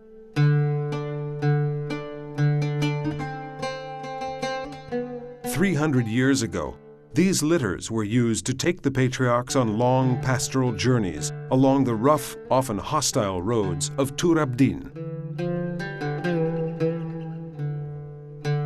The altar of the Virgin Mary is a masterpiece of Aramean craftsmanship.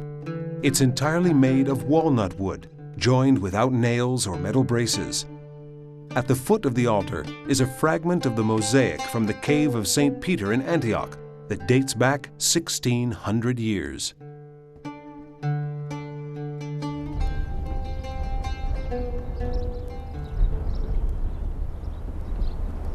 The time has come to say goodbye, but first our host has something to show us before we leave.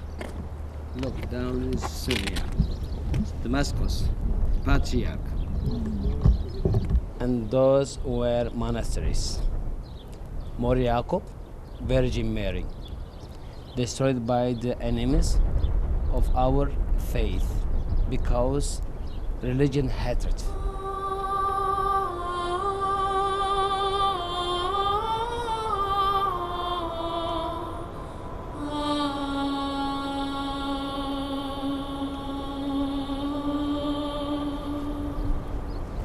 Oh, it's late.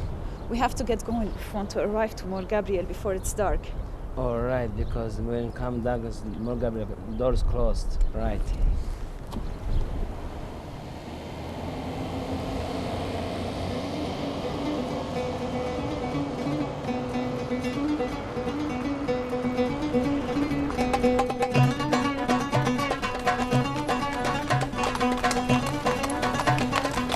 Southeast of Midyat, the monastery of Mor Gabriel is the geographical and spiritual heart of the plateau and the safest place of refuge in the entire region.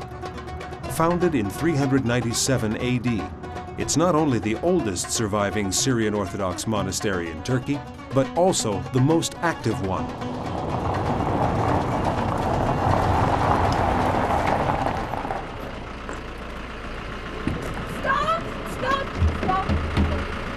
Just in time.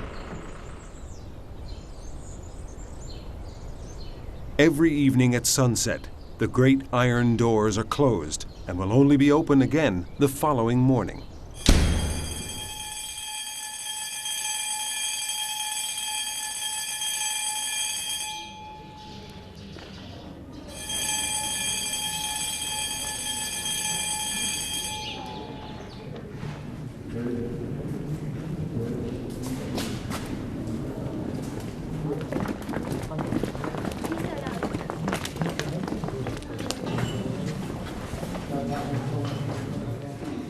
Among the many activities here, the most important is the school. The monastery of Mor Gabriel is truly a bastion of Syriac tradition. Today, the walls, which in the course of the centuries have repelled armies and predators alike, serve to discourage those who would like to eliminate the very notion of Christianity in this region. The monastery of Mor Gabriel is the seat of the Archbishop Vicar of Tur Abdin, who has the heavy responsibility of keeping Syrian Orthodox Christianity alive in the land of its birth, and, when necessary, of offering the faithful a refuge in the monastery itself.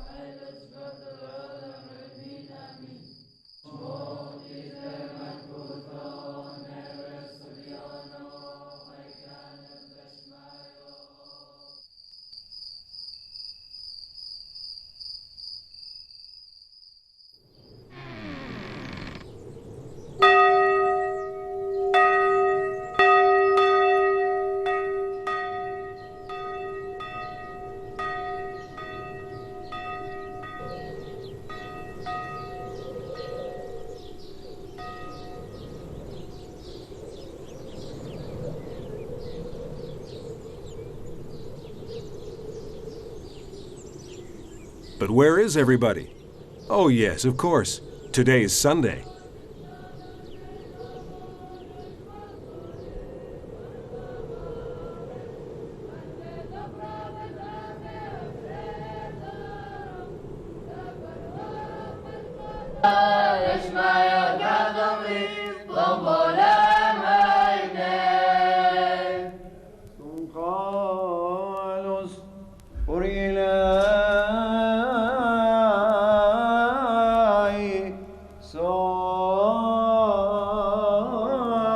The monastery has recently been restored, a long but rewarding job carried out with scrupulous regard for the original architecture. This is especially true of the church, that for years was used as a stable by Muslim hordes who showed no respect for the tombs of over 12,000 slain Christians.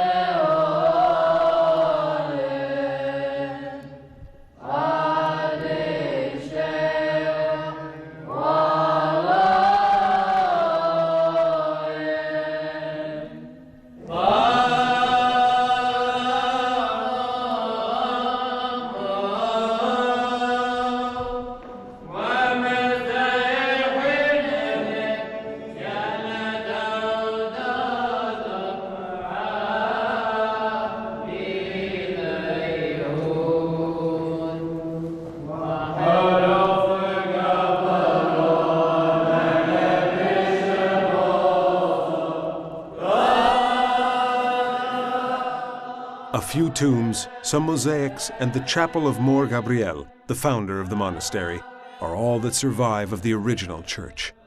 Renovation of the chapel included the narrow passageway through which the saint entered and left his cell to join his brothers or to pray in the chapel.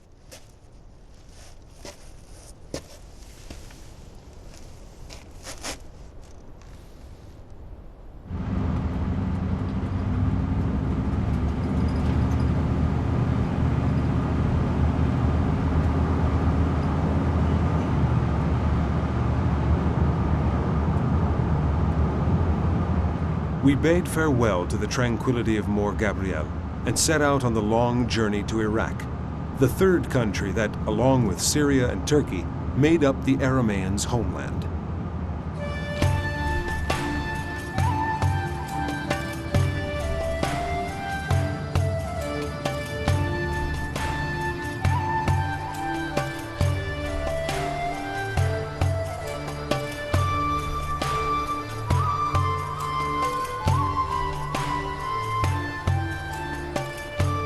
After overcoming a few unexpected bureaucratic problems, we arrived at the Marmatai Monastery in the region of Mosul.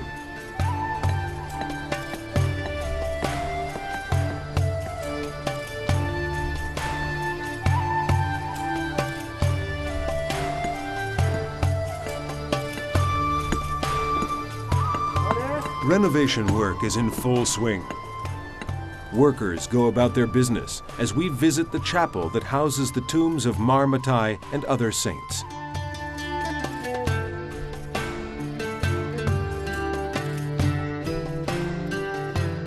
Among them is Gregorius Baribroyo, who lived in the 13th century and is the most famous of all Syriac writers.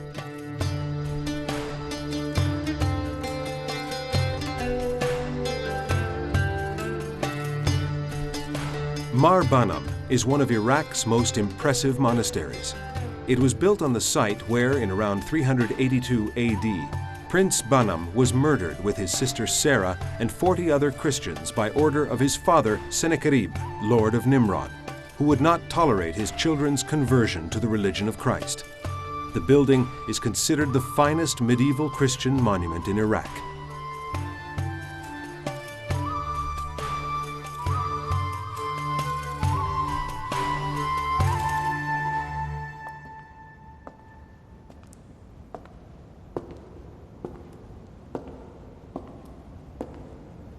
The church was built in the 12th or 13th century and has two magnificent bas reliefs, one of Mar Banam on horseback triumphing over the devil, the other of Saint Sarah being baptized. Copies have been incorporated into the facade in place of the vandalized originals.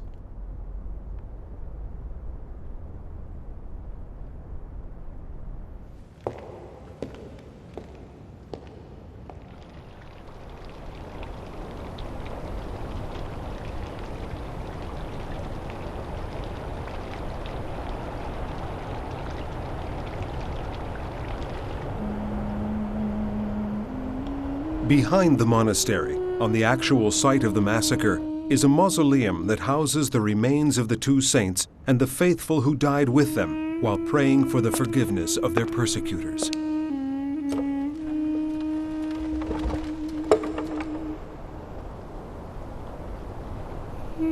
In the Iraqi villages inhabited by Syriac Christians, many churches have been destroyed by the ravages of time.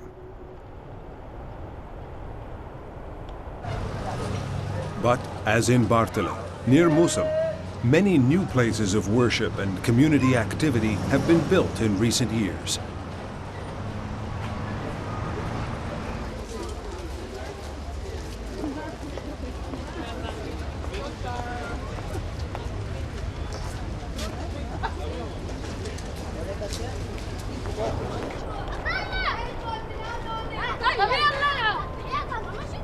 The Church of Mar Shmouni boasts a font that dates back to 1343.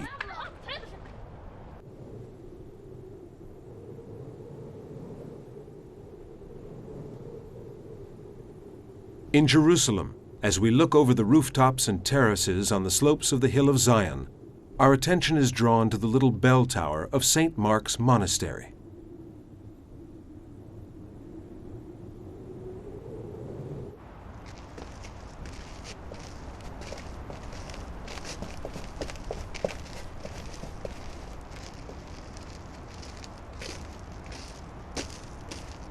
The monastery can only be reached on foot after threading one's way through the maze of tiny streets and alleys of the Tower of David area.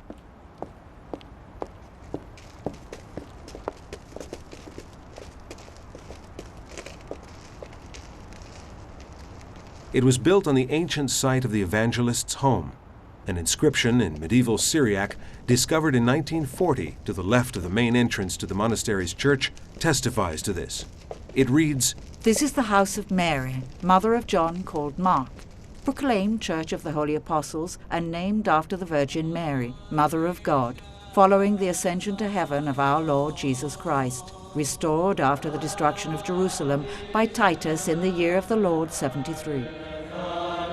After the Syrian Orthodox Church lost its other churches and properties here in the Holy City, the monastery became, and still is, the Archbishop's seat and center of Jerusalem's Syriac community.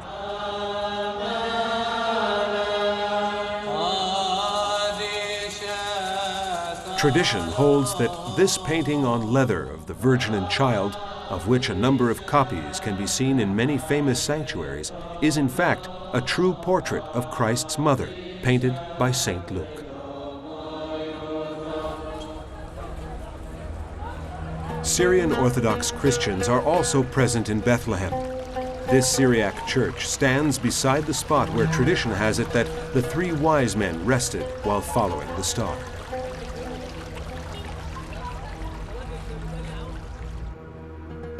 Tradition also declares that it stands on the very site of the inn where Joseph and Mary failed to find room. Given Mary's impending labor, they were forced to take shelter in the grotto, which has now been incorporated into the nearby Basilica of the Nativity.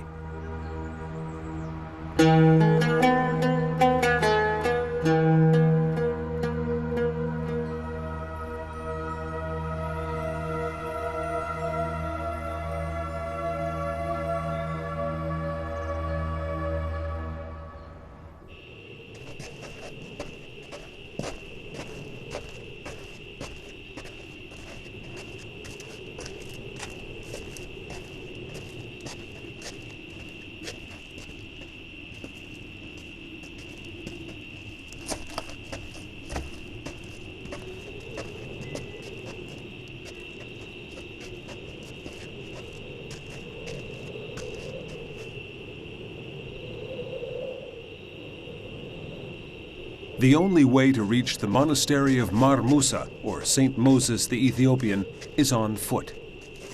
Those who make it this far are received with open arms regardless of their faith. People come here to spend a day, months, or even years in meditation, study, and prayer.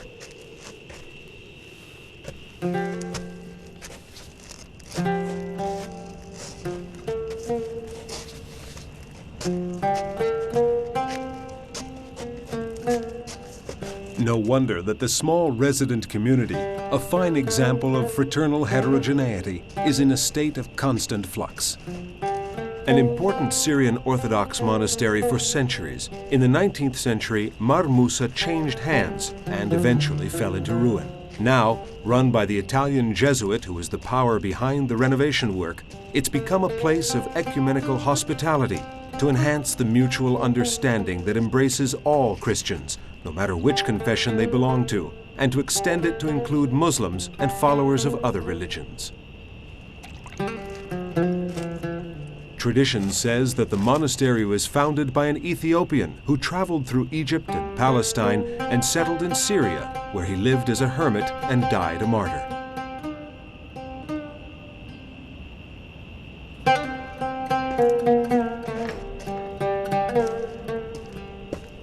Mar Musa's position makes it an impregnable fortress, but appearances can be deceiving.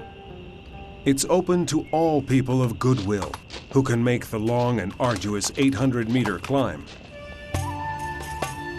In the end, we had to use the community's special transportation for our camera equipment.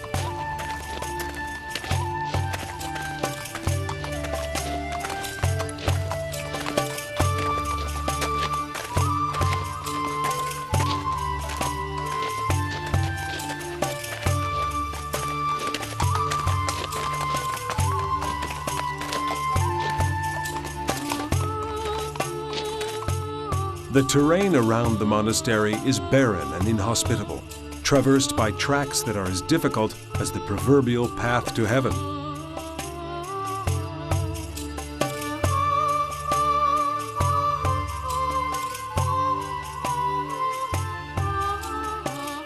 Only four-footed climbers negotiate them with dexterity and arrogant indifference. Newly arrived guests are given the grand tour by the community's young priest. Down below, the desert stretches eastwards as far as the eye can see.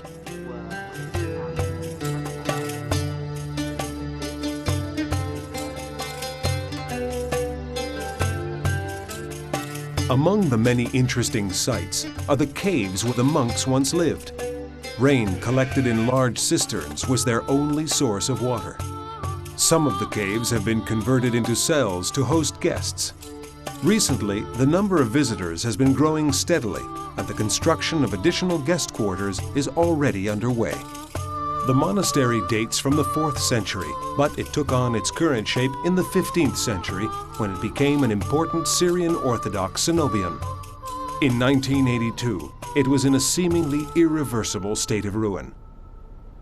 Rebuilding has been a long and difficult task, financed by a school of restorers through a cooperative venture of Italian professors and local students. Most of the medieval frescoes have been saved, and it's hoped that even more will be recovered in the future.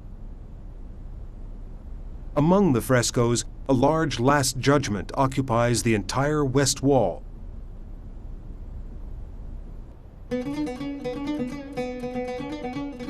Precious manuscripts, part of the heritage of the Syriac Christians, have also been saved and restored, as well as Arabic inscriptions in a Syriac context. Fine examples of the Arabization of the Aramean Christians in the 11th century, and of a profound and wholehearted Christian participation in Arab culture.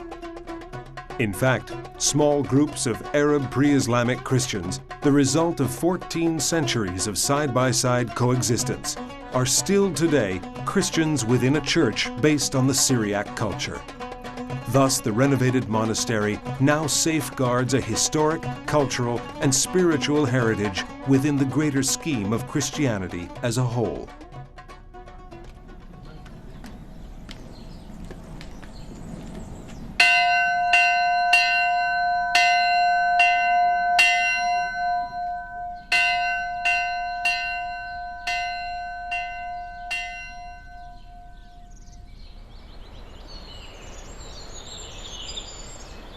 Kera means coconut, and Kerala means land of coconuts.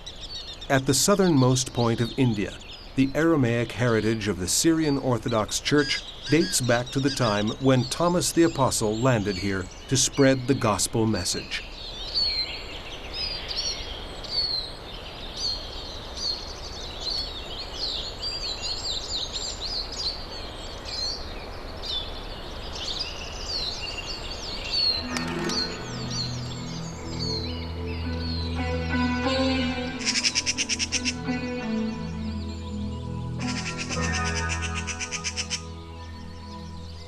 It is a cultural and religious, not ethnic, heritage that has been passed down through the Church of Malankara, the Syrian Orthodox Church of Kerala, that recognizes the Syrian Orthodox Patriarch of Antioch as its figurehead. In the monastery of Malacruz, near Cochin, we had our first meeting with 4 resident monks who live there with a few young students.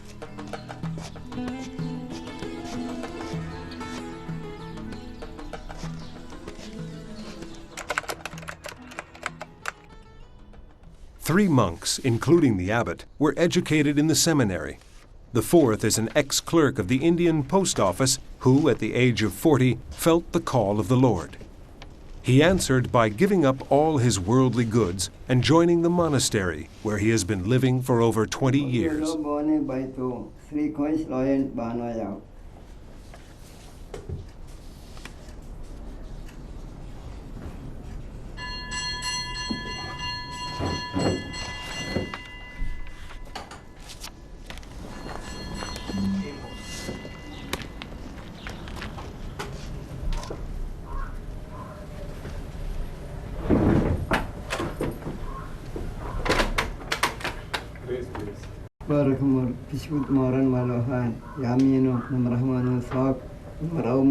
May you show mercy and blessings on this food. Bless it in the name of the Holy Trinity, in the centuries of centuries. Amen. Listening to this grace said by a humble monk in the language that the biblical patriarchs used 4,000 years ago in their prayers to God, and that Jesus of Nazareth used 2,000 years ago, is a moving experience. It's an invisible link that brings different places and moments in history together into a single religion. Emphasized by the discovery on distant shores of the living memory of the Arameans, a people that was born pagan and became a people of God.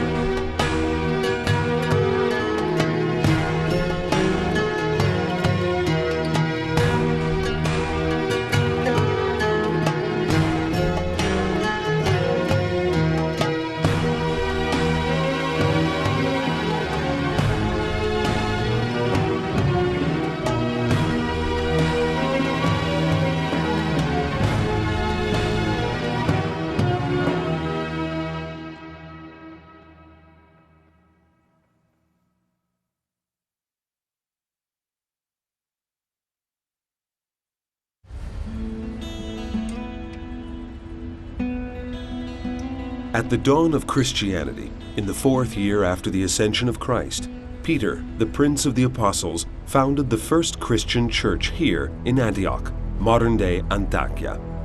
The first patriarchal seat of the Syrian Orthodox Church, directly descended from Peter's church, was therefore also in Antioch, where it remained until the year 518.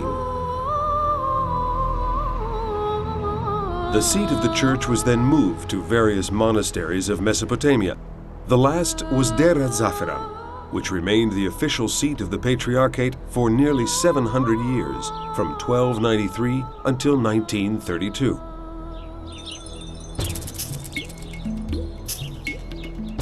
After a period of atrocious violence, particularly during and following World War I, in which 250,000 faithful lost their lives, the Patriarchate was transferred to various places in Syria. Since 1957, it has been in Damascus. Today, the spiritual head of the Syrian Orthodox Church continues to carry out his high apostolic mission from the capital of Syria. Near the gate of Bab Tuma, one of the 7 gates in the ancient walls of Damascus, is the seat of the Patriarchate.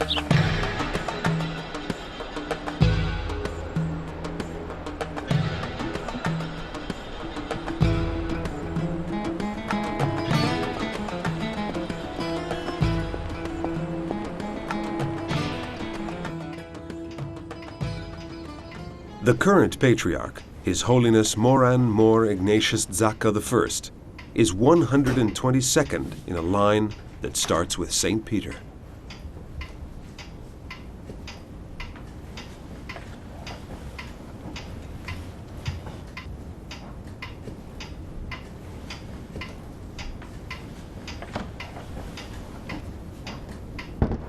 A half-hour drive north of Damascus is the great seminary of St. Ephraim, whose impressive buildings were officially opened in 1966. Although the style is modern, this and other recent church buildings often contain elements inspired by traditional Syriac architecture and style.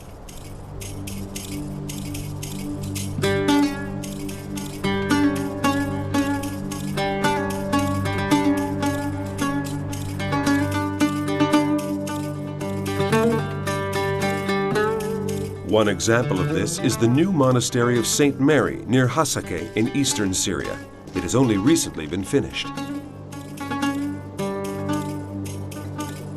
A spontaneous act of reverence by a passing van driver honored the sanctity of this new monastery that was still not inaugurated at the time.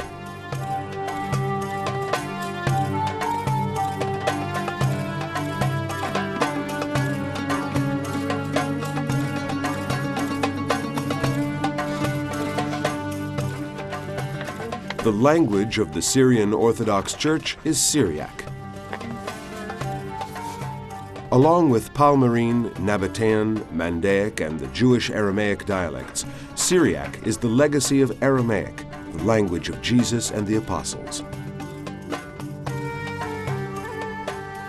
A legacy that is cherished in these manuscripts of the past, some of which have had a hazardous and troubled history.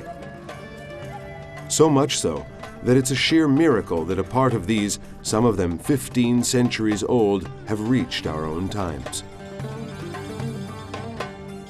In 1559, a large number of Syriac manuscripts were burned in India in the presence of the members of the Jumper Synod, a move that aimed to stamp out many of the local Syriac Christian traditions. 10,000 Middle Eastern manuscripts were lost in 1715 when the ship that was carrying them to the Vatican sank. Perhaps these are among the reasons why, in the Syrian Orthodox Church of today, patient hands continue to copy these precious writings, the painstaking labor of a scribe from ages past. It took more than 340 hours to copy the Peshitta, the Syriac text of the Bible. A veritable labor of love.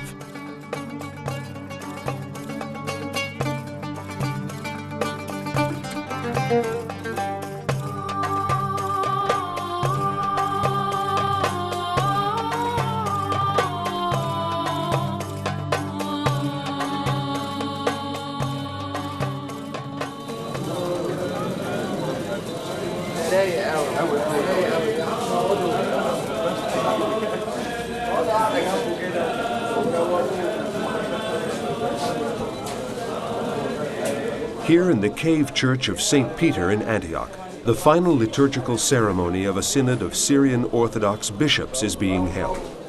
The synod is attended by the Patriarch and the archbishops and metropolitans of the 27 dioceses into which the church is divided. In turn, the dioceses gather together some 5 million faithful scattered throughout the Middle East, India, and the rest of the world as a result of the diaspora that has taken place, due above all to the need to escape from fanaticism and oppression in several of the home countries.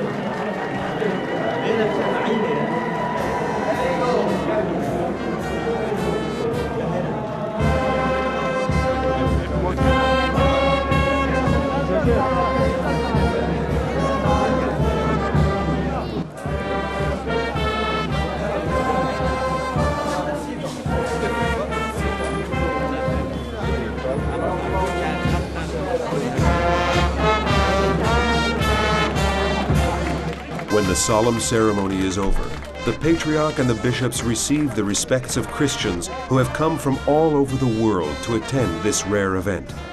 Visitors include a group that perform folk dances from the host country.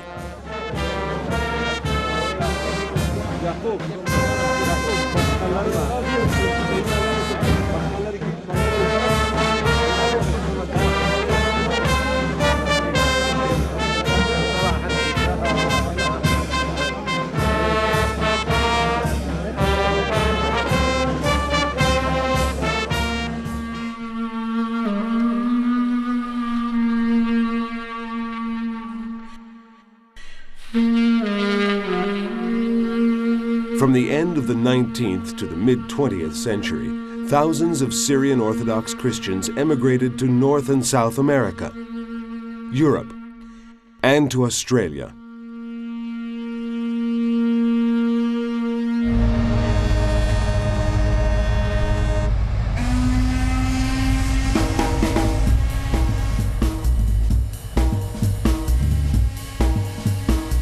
An all too brief visit to some of the communities of the diaspora takes us to the United States of America, to New York, New Jersey, California, in particular Los Angeles and Portland, Oregon. These are the cities and states that host substantial centers of Syrian Orthodox Christians. Although well integrated into local society, they are proud of their origins and traditions and fiercely committed to preserving their language, celebrating their rituals, and organizing gatherings in order to safeguard the common bond represented by their faith, and the most vulnerable of all their possessions, their identity.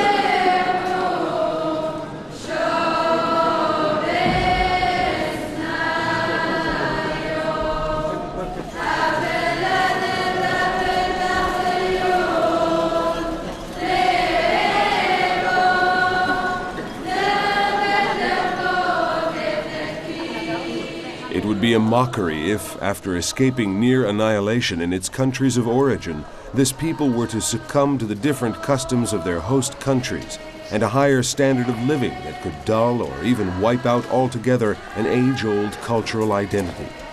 The Syrian Orthodox Church and its lay associations work hard to make sure that will never happen.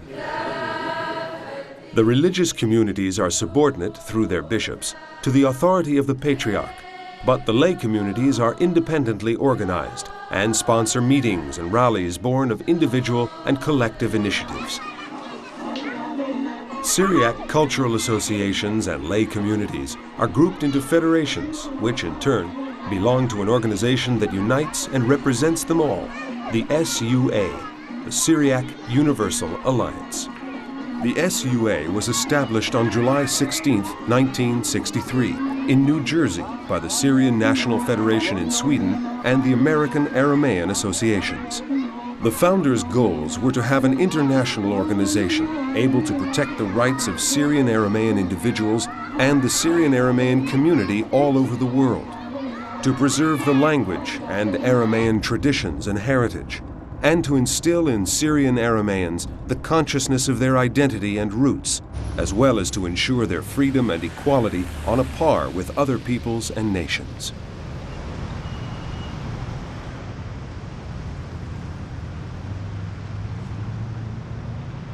In Los Angeles, the Diocese of St. Ephrem, along with the parish of St. George and other parishes, is the driving force behind various social, cultural, and religious programs.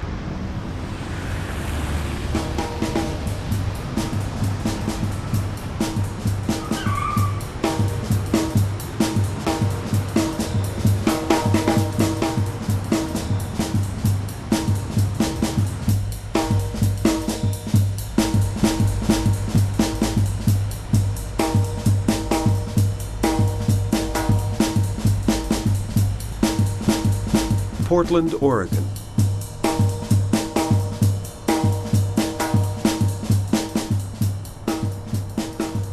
The Church of St. Ignatius in the Northern Archdiocese hosted Convention 2000, which brought together the guest of honor, the Archbishop of the Holy Land and Jordan, the archbishops and highest members of the American clergy, numerous faithful, and the Patriarch who presided over the convention.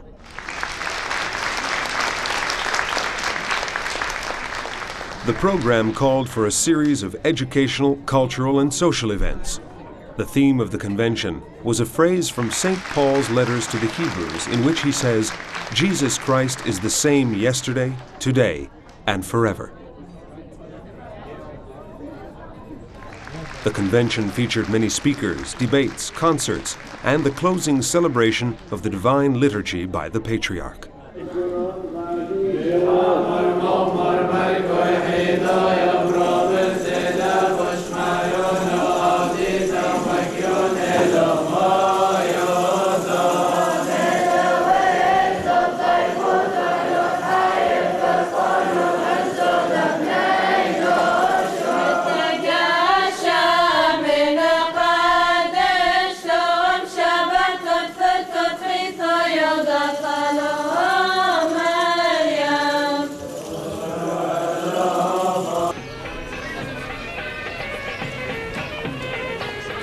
A lively open-air lunch with a menu of traditional dishes from the mother countries helped to consolidate the feeling of fraternity and cordiality that embraced everyone present, clergy and lay members alike.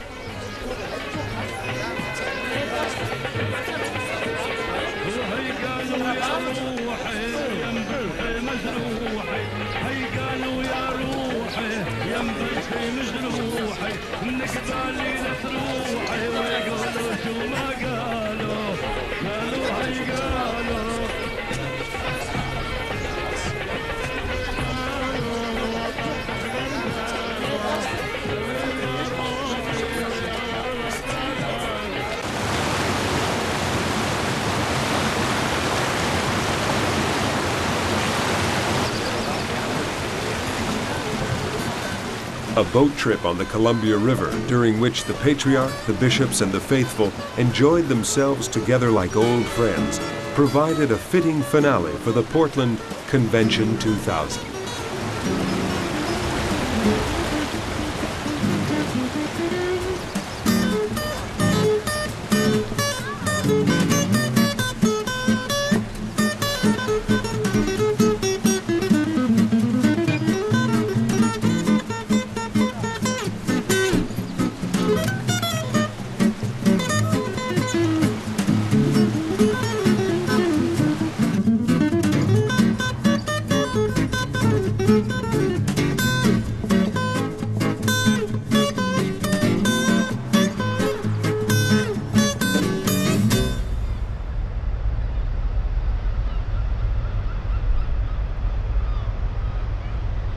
Montreal, Canada.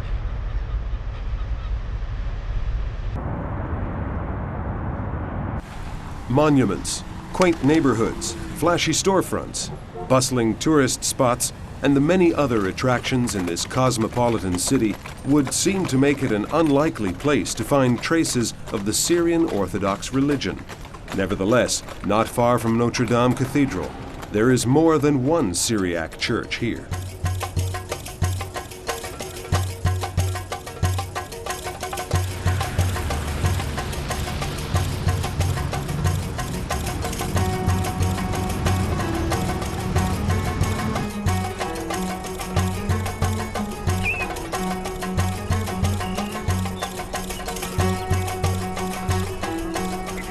On this site, the diocese's new community center will soon be built. The community holds a meeting to discuss how to get the most out of the new complex that will include a church and various social and recreational facilities.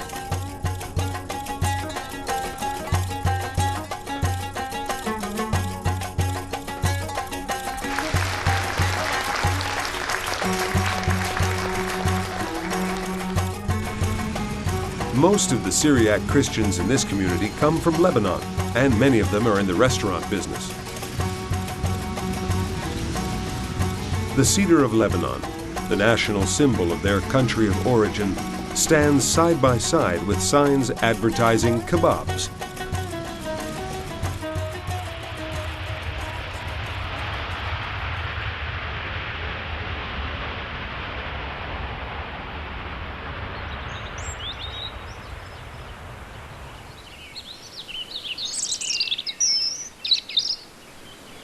Back in Europe, at Art Goldau, on Lake Zugersee near Lake Lucerne.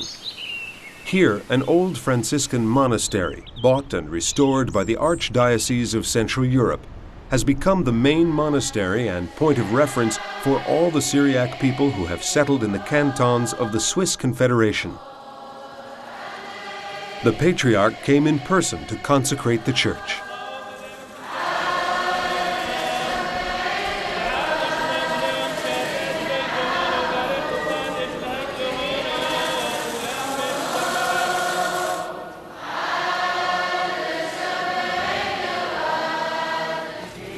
The ceremony is followed by a procession to the Catholic parish, graciously lent for the occasion since the monastery's church was too small to hold such a large congregation.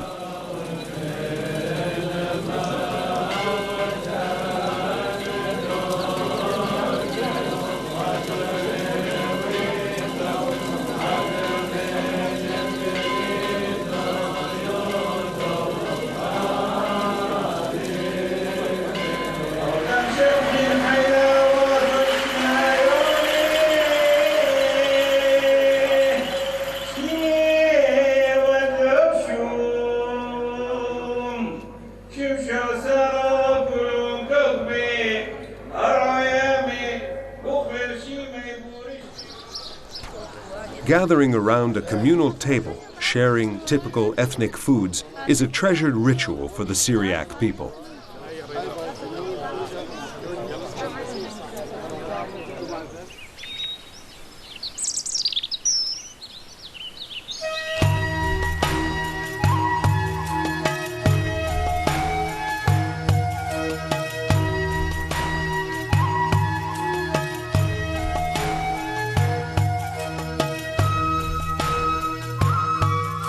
I baptize you in the name of the Father, the Son, and the Holy Spirit.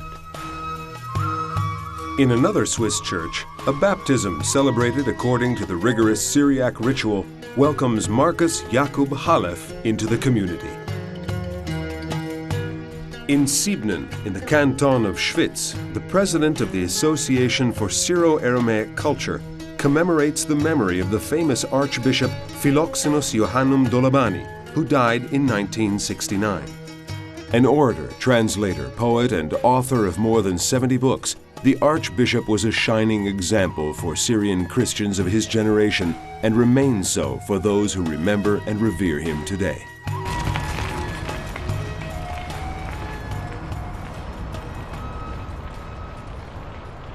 Our visit to the German diocese begins in Frankfurt on Main.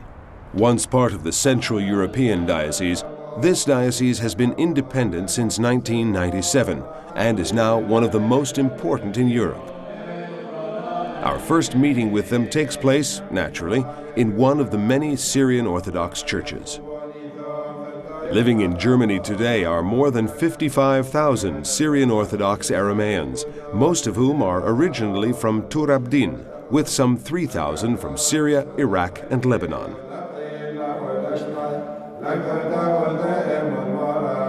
43 parishes run 60 places of worship, 22 of which are newly built churches.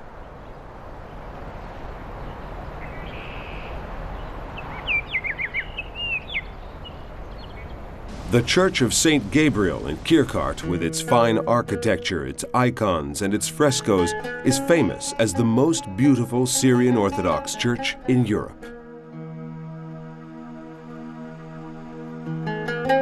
In the front row of St. Gabriel's congregation is a white-bearded senior citizen, whom we discover was parish priest here for 12 years. Later, we visit him in his home, where we find him intent on the work he enjoys most: the careful, patient copying in beautiful calligraphy of theological and liturgical books. He then sees to their binding, following the ancient traditions of the old monasteries. A prolific author in his own right, he's dedicated almost his entire life to this work, along with his many duties as a priest. In Warburg, at the monastery of Mor Jacob of Zrug, the seat of the diocese, we meet the Patriarchal Vicar of Germany while he presides at a meeting of his seminarians.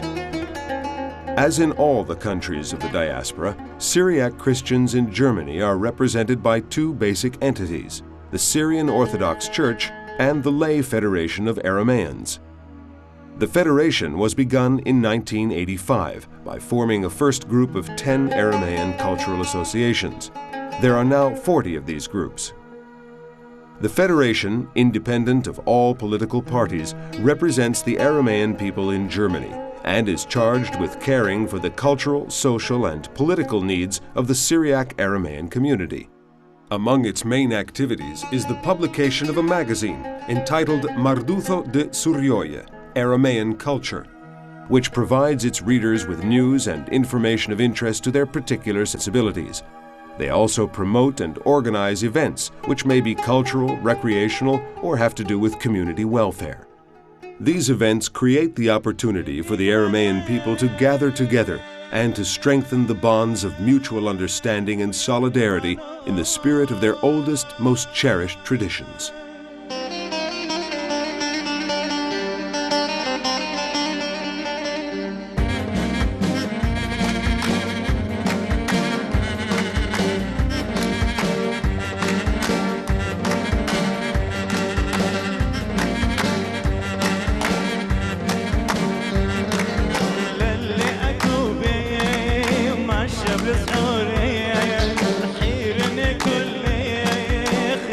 الخوري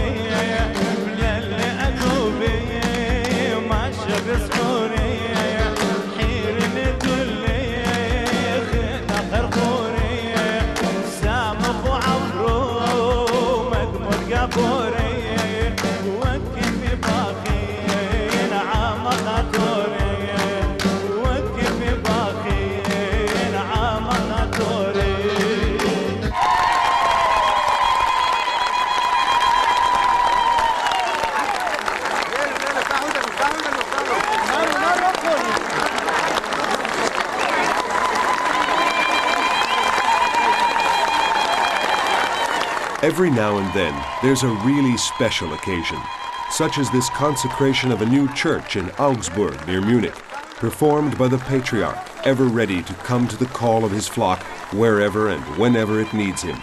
Every new event of this kind is another milestone along the road this community is following through the modern world.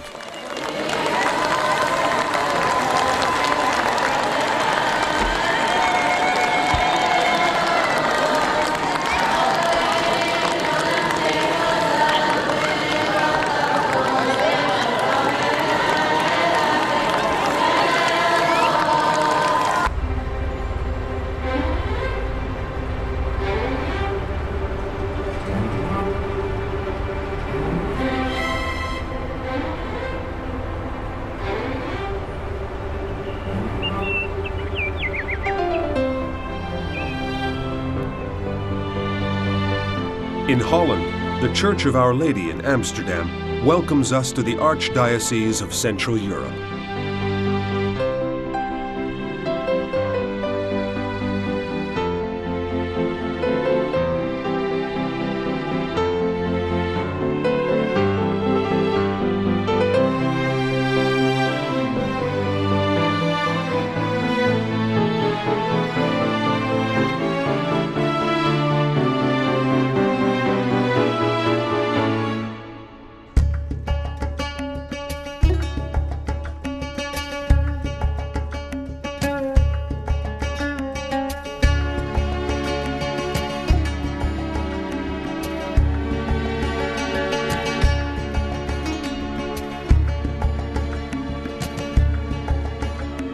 St. Johannes was the first Syrian Orthodox church to be built in Holland. It looks more like a house than a church, but it has given birth to many others. St. Mary's, St. Jacob's, St. Kyriakos,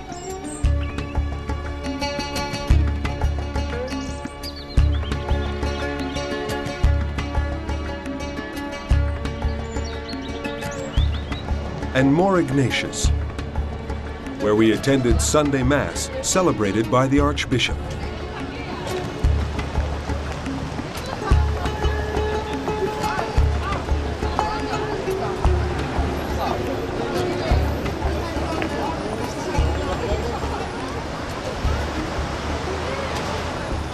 After Mass, we received a peremptory invitation to visit the monastery of St. Ephrem near Hengelo, the seat of the Archbishop.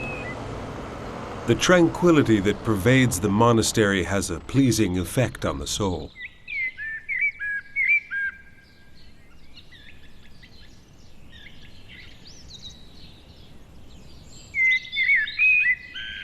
The diocese has its own cemetery, where members of the community can now find eternal rest in their own land, as if they had returned to their homes in the mountains of Tur Abdin and the villages of Syria.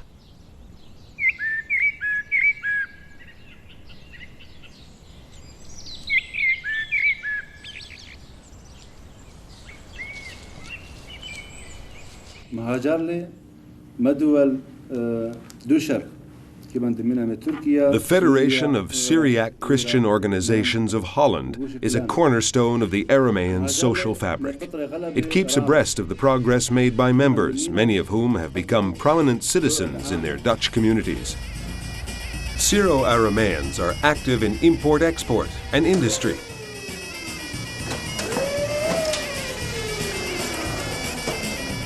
As well as in textiles and clothing manufacturing. Some are artisans who have brought with them skills learned in their countries of origin.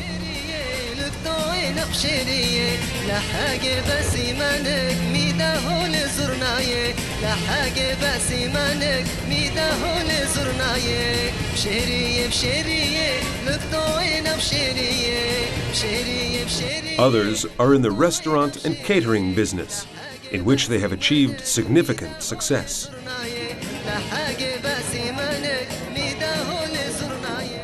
One Syriac community member runs a driving school. And another is the only Syriac female business executive. She runs an insurance agency.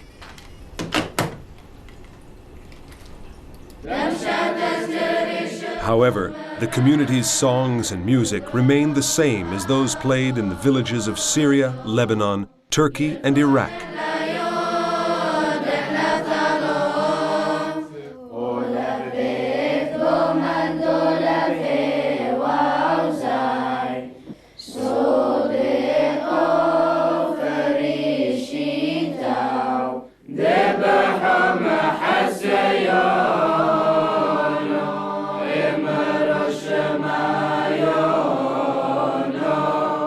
And traditional rituals and terms of endearment are the same as those used in any Syriac church or family in its country of origin.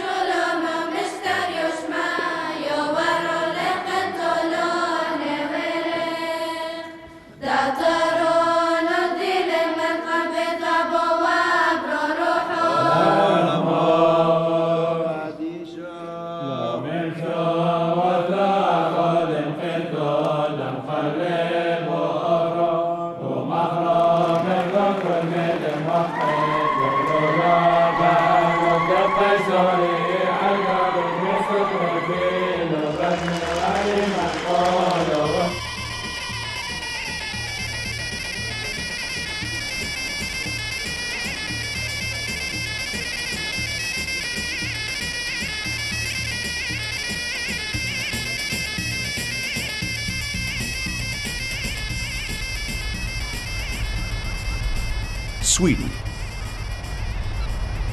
Syriac immigrants in Sweden are businessmen, restaurateurs, and artisans. In general, most of these people have done well in the diaspora. They have drawn on their long tradition in the fields of employment and commerce, successfully establishing themselves in their adopted societies. But they have not forgotten who they are and where they come from. Most of all, they have not forgotten the language of their forefathers.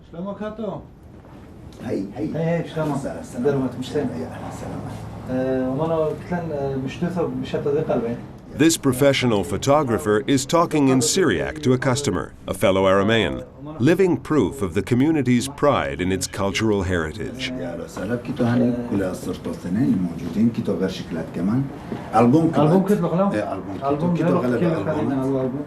نفس الوقت مشكلة صرتوثين كلاسيسك مودرن شارليك بيلت مدن خاص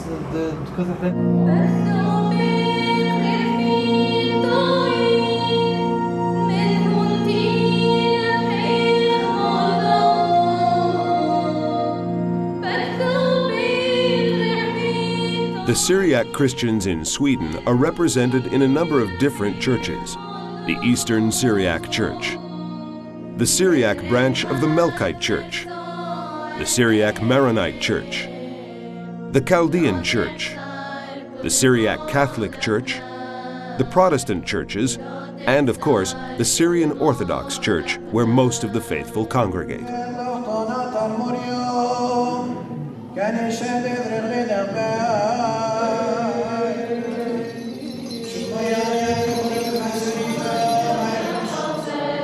The Syrian Orthodox Church is organized in two separate dioceses, the Diocese of Sweden, led by the Patriarchal Bishop Vicar, and the Diocese of Sweden and Scandinavia, under the direction of another Metropolitan Bishop.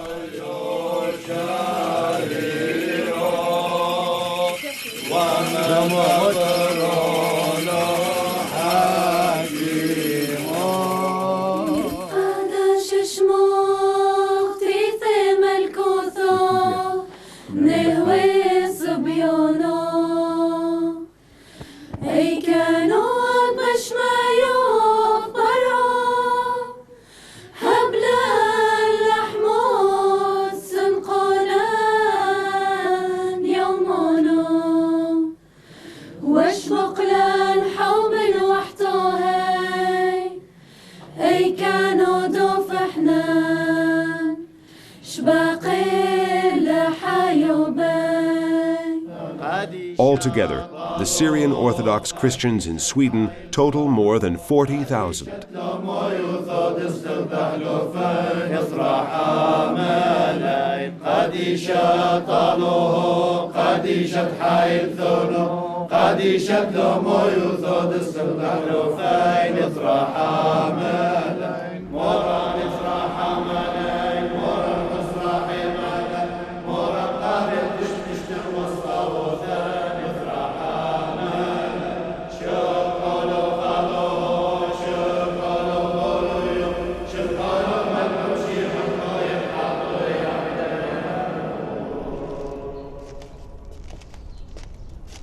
The Syrian Orthodox Church in Sweden has a very active, well-organized lay organization that is one of the most efficient Syriac federations in the world.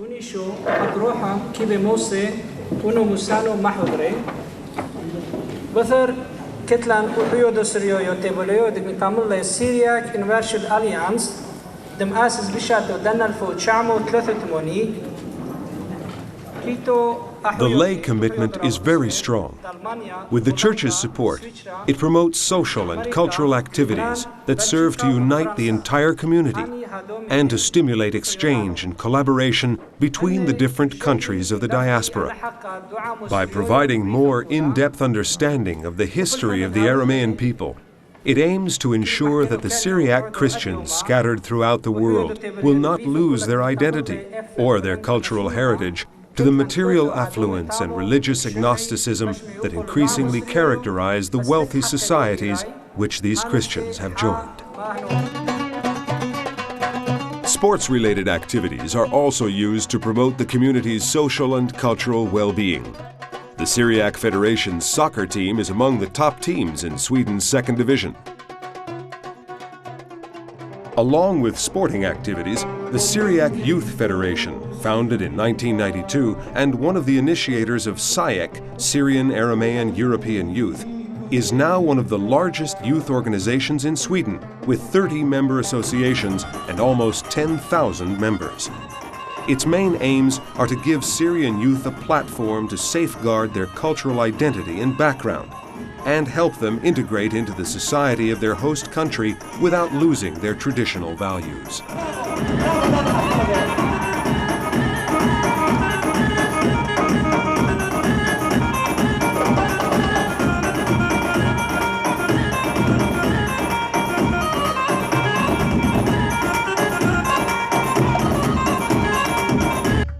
We're in the offices of the Syriac Federation in Sweden, where we visit the staff of Suryoyo, the Syriac Aramean Light, an independent magazine founded in Sweden in 1979.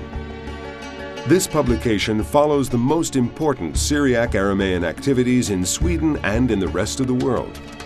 Suryoyo comes out 11 times a year and contains news and information of all kinds, including articles dealing with history, culture, sports, politics, and economics. It's written in 5 languages: Swedish, English, Turkish, Arabic, and in Syriac Aramean. The magazine has around 1,500 subscribers, but its circulation among individuals, families, schools, libraries, and various institutions totals between 40 and 50,000. Suryoyo is the voice of the Syriac Aramean people scattered all over the world. The Syriac people in Sweden are mainly refugees from Turabdin, the region that suffered more persecutions and massacres than any other. At the Federation's headquarters, a painfully simple rendition of those events by a popular artist serves as a tragic reminder.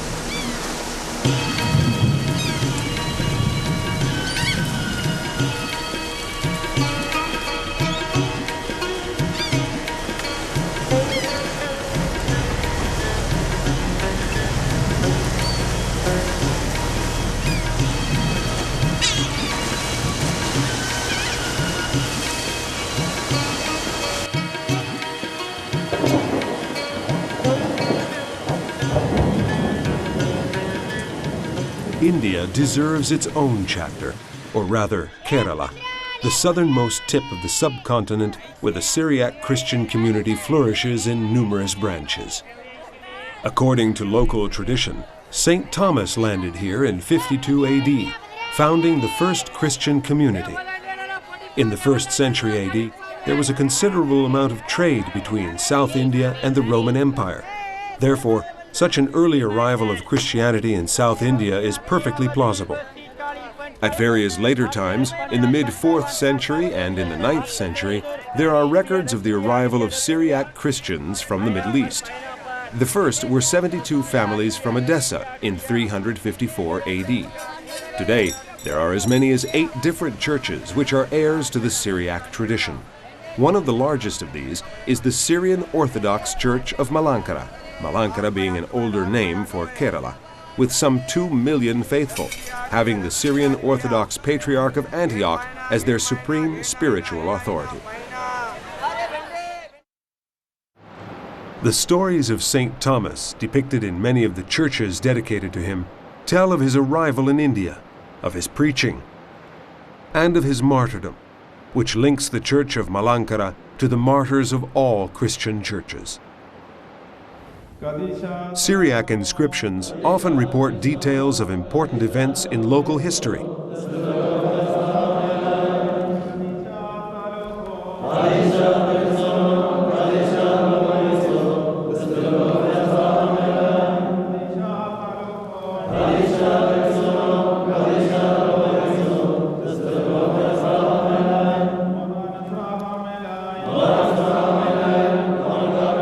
It's important to emphasize that faith in Christ, passed down for 2,000 years from father to son, has not erased the host country's local traditions and customs.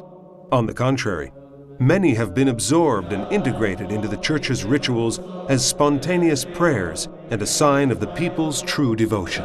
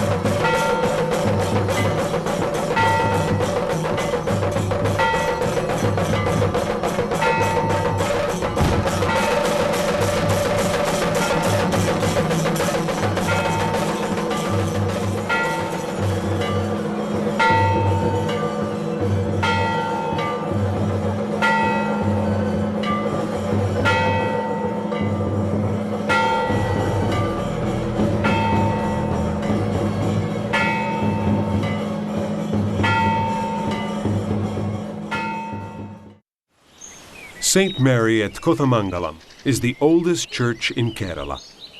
Following centuries of renovation and rebuilding, today's church bears almost no sign of the original 4th and 5th century building. All that remains is this stone inscribed with ancient Aramaic writing and the frescoes behind the main altar.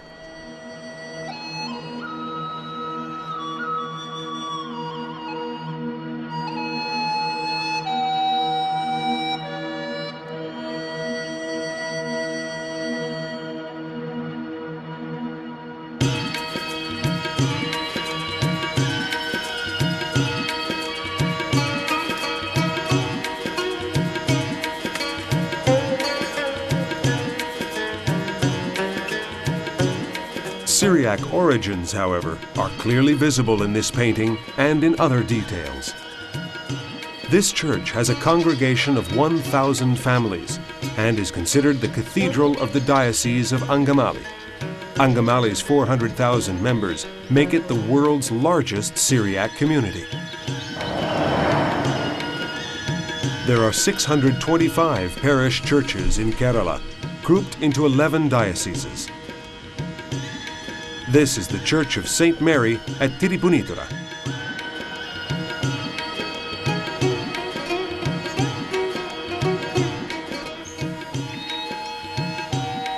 This church, looking out over a river, is St. Mary's in Piravam. Tradition has it that it was founded by one of the 3 wise men, or more specifically, by the Black King when he returned here from Bethlehem after visiting the Christ child. Originally, it was dedicated to the 3 kings, but since the Orthodox faith does not allow such unorthodox dedications, it was renamed the Church of St. Mary. Nevertheless, popular belief still insists on invoking the 3 kings. For this reason, tens of thousands of pilgrims, up to 75,000 on Easter Day alone, come here from all over Kerala. Among them, there are many Hindus.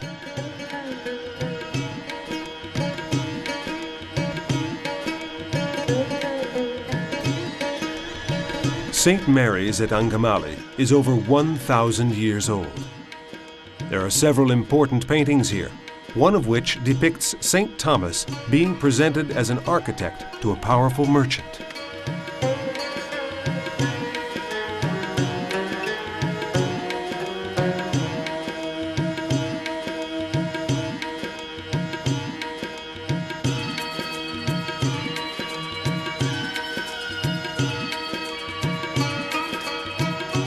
Others refer to the life and passion of Jesus.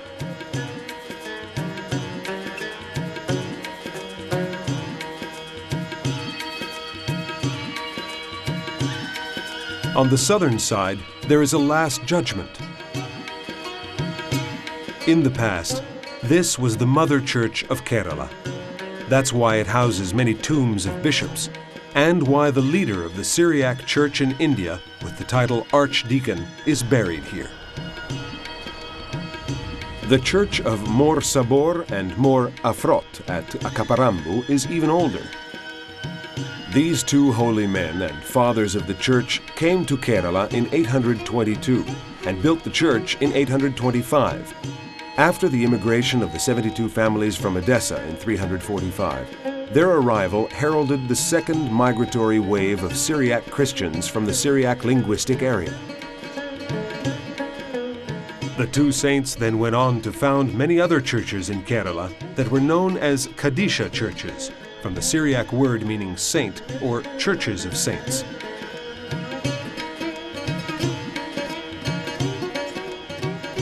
The main altar with a long inscription in Syriac is dedicated to the 2 founders of the church, Mor Sabor and Afrot. St. George's at Karingachira is one of the oldest churches in Kerala. Founded in the 8th century, it has since been rebuilt several times. The church, famous throughout Kerala, benefited from the patronage of the Maharaja of Cochin and is the church of a congregation scattered in a radius of many kilometers. Many bishops are buried in the Church of St. Thomas at Mulanturudi, making it a revered place of worship. In the past, the most important Syrian Orthodox Church meetings were held here. The holy oil, or myron, has been consecrated twice. The consecration of the Holy Myron is an event of utmost significance for the Syrian Orthodox Church, and it can only be carried out by the Patriarch. St. George's at Perumpili is a modern church under the direct jurisdiction of the Patriarch of Antioch. Many miracles have taken place here.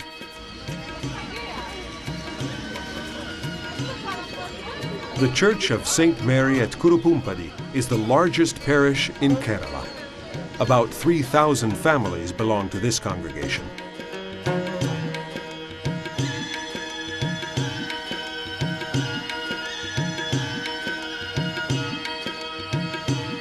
The painting of the Virgin on the main altar is 800 years old.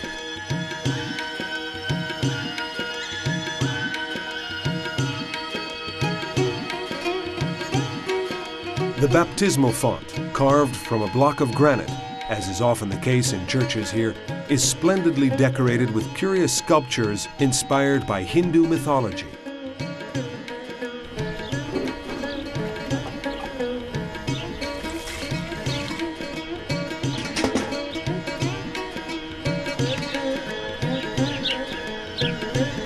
In the 19th century, the Diocese of Kandanadu was born.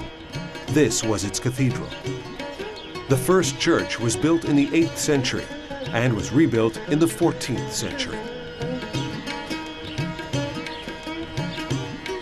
The little cemetery bears Syriac inscriptions.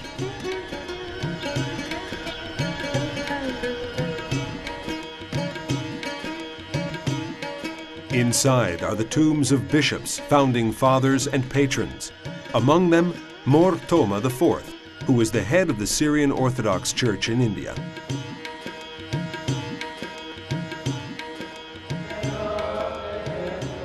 In 1685, the Patriarch of Antioch sent Bishop Yeldo Mor Baselios to take over the Church of St. Thomas at Kotamangalam, founded in 1455. 12 days after his arrival, the bishop died. But before he passed away, he appointed bishop a monk who had accompanied him. Yeldo Mor Baselios is considered a saint. Flocks of pilgrims come here from all over Kerala to worship at his tomb and to ask for his mercy and blessing.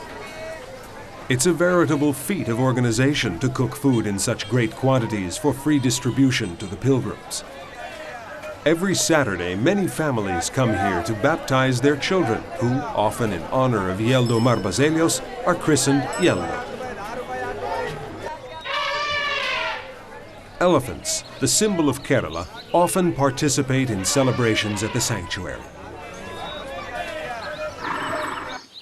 Although this quick overview aims to give only an idea of the vitality of the Syrian Orthodox Church in Malankara, we cannot omit the Theological Seminary of Vetikal near Cochin, the main port of Kerala.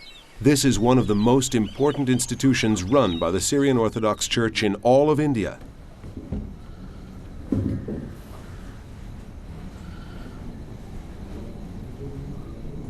Modern facilities and a wide range of teaching ensure that graduates from here will have received an excellent preparation to meet the religious mission that awaits most of them.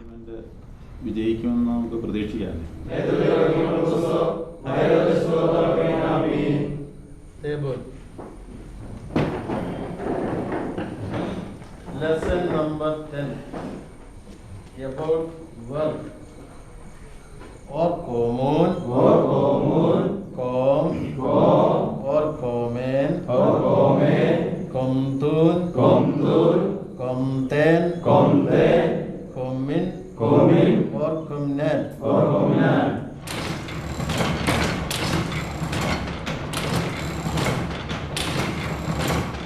The printing press and adjacent library, looked after by nuns who are part of the seminary's community, are an irreplaceable support system for teachers and students, and supply parishes with books, pamphlets, educational material, and indispensable tools for carrying out acts of evangelization and religious instruction on a vast scale.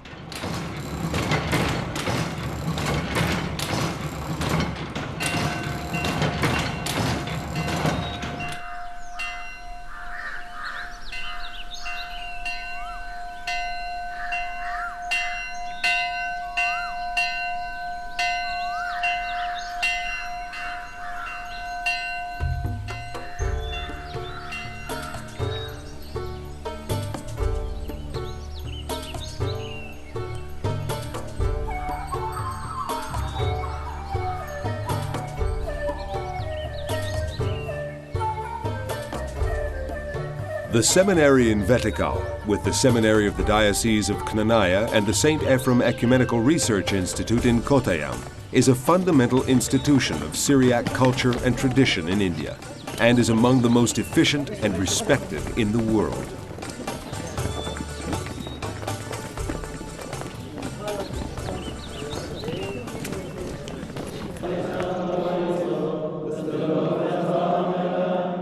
Collective prayer, in the liturgical language of the Syrian Orthodox Church, is the source that fills all the students, teachers, and any other people in the seminary with positive energy.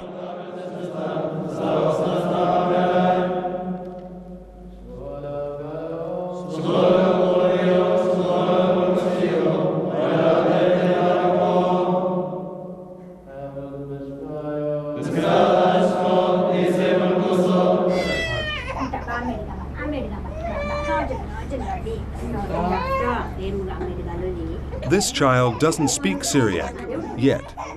Probably he will learn it as he grows up and will go into a church to pray with other members of the community. At this age, it's up to his parents and relatives to bring him to church, and they do so joyfully. They're aware of the importance of this day for their little boy. Soon, in the church of St. Thomas at Kotamangalam, he and many others will be introduced to the faith of Christ according to the traditions of their forefathers.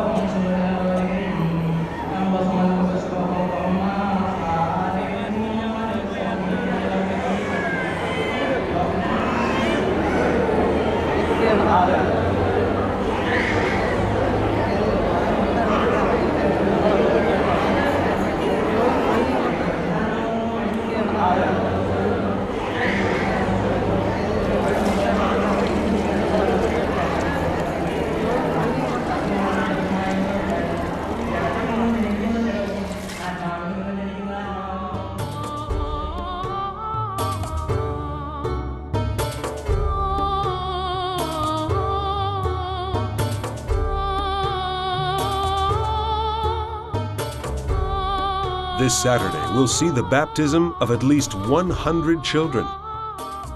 There is little reason to be surprised. The Indians are prolific, and many of them want to baptize their children in the church where the bishop who came from Antioch, Yeldomor Baselios, is buried. That's why every Saturday, this place is thronged with people, creating a kaleidoscope of images and a cacophony of sound.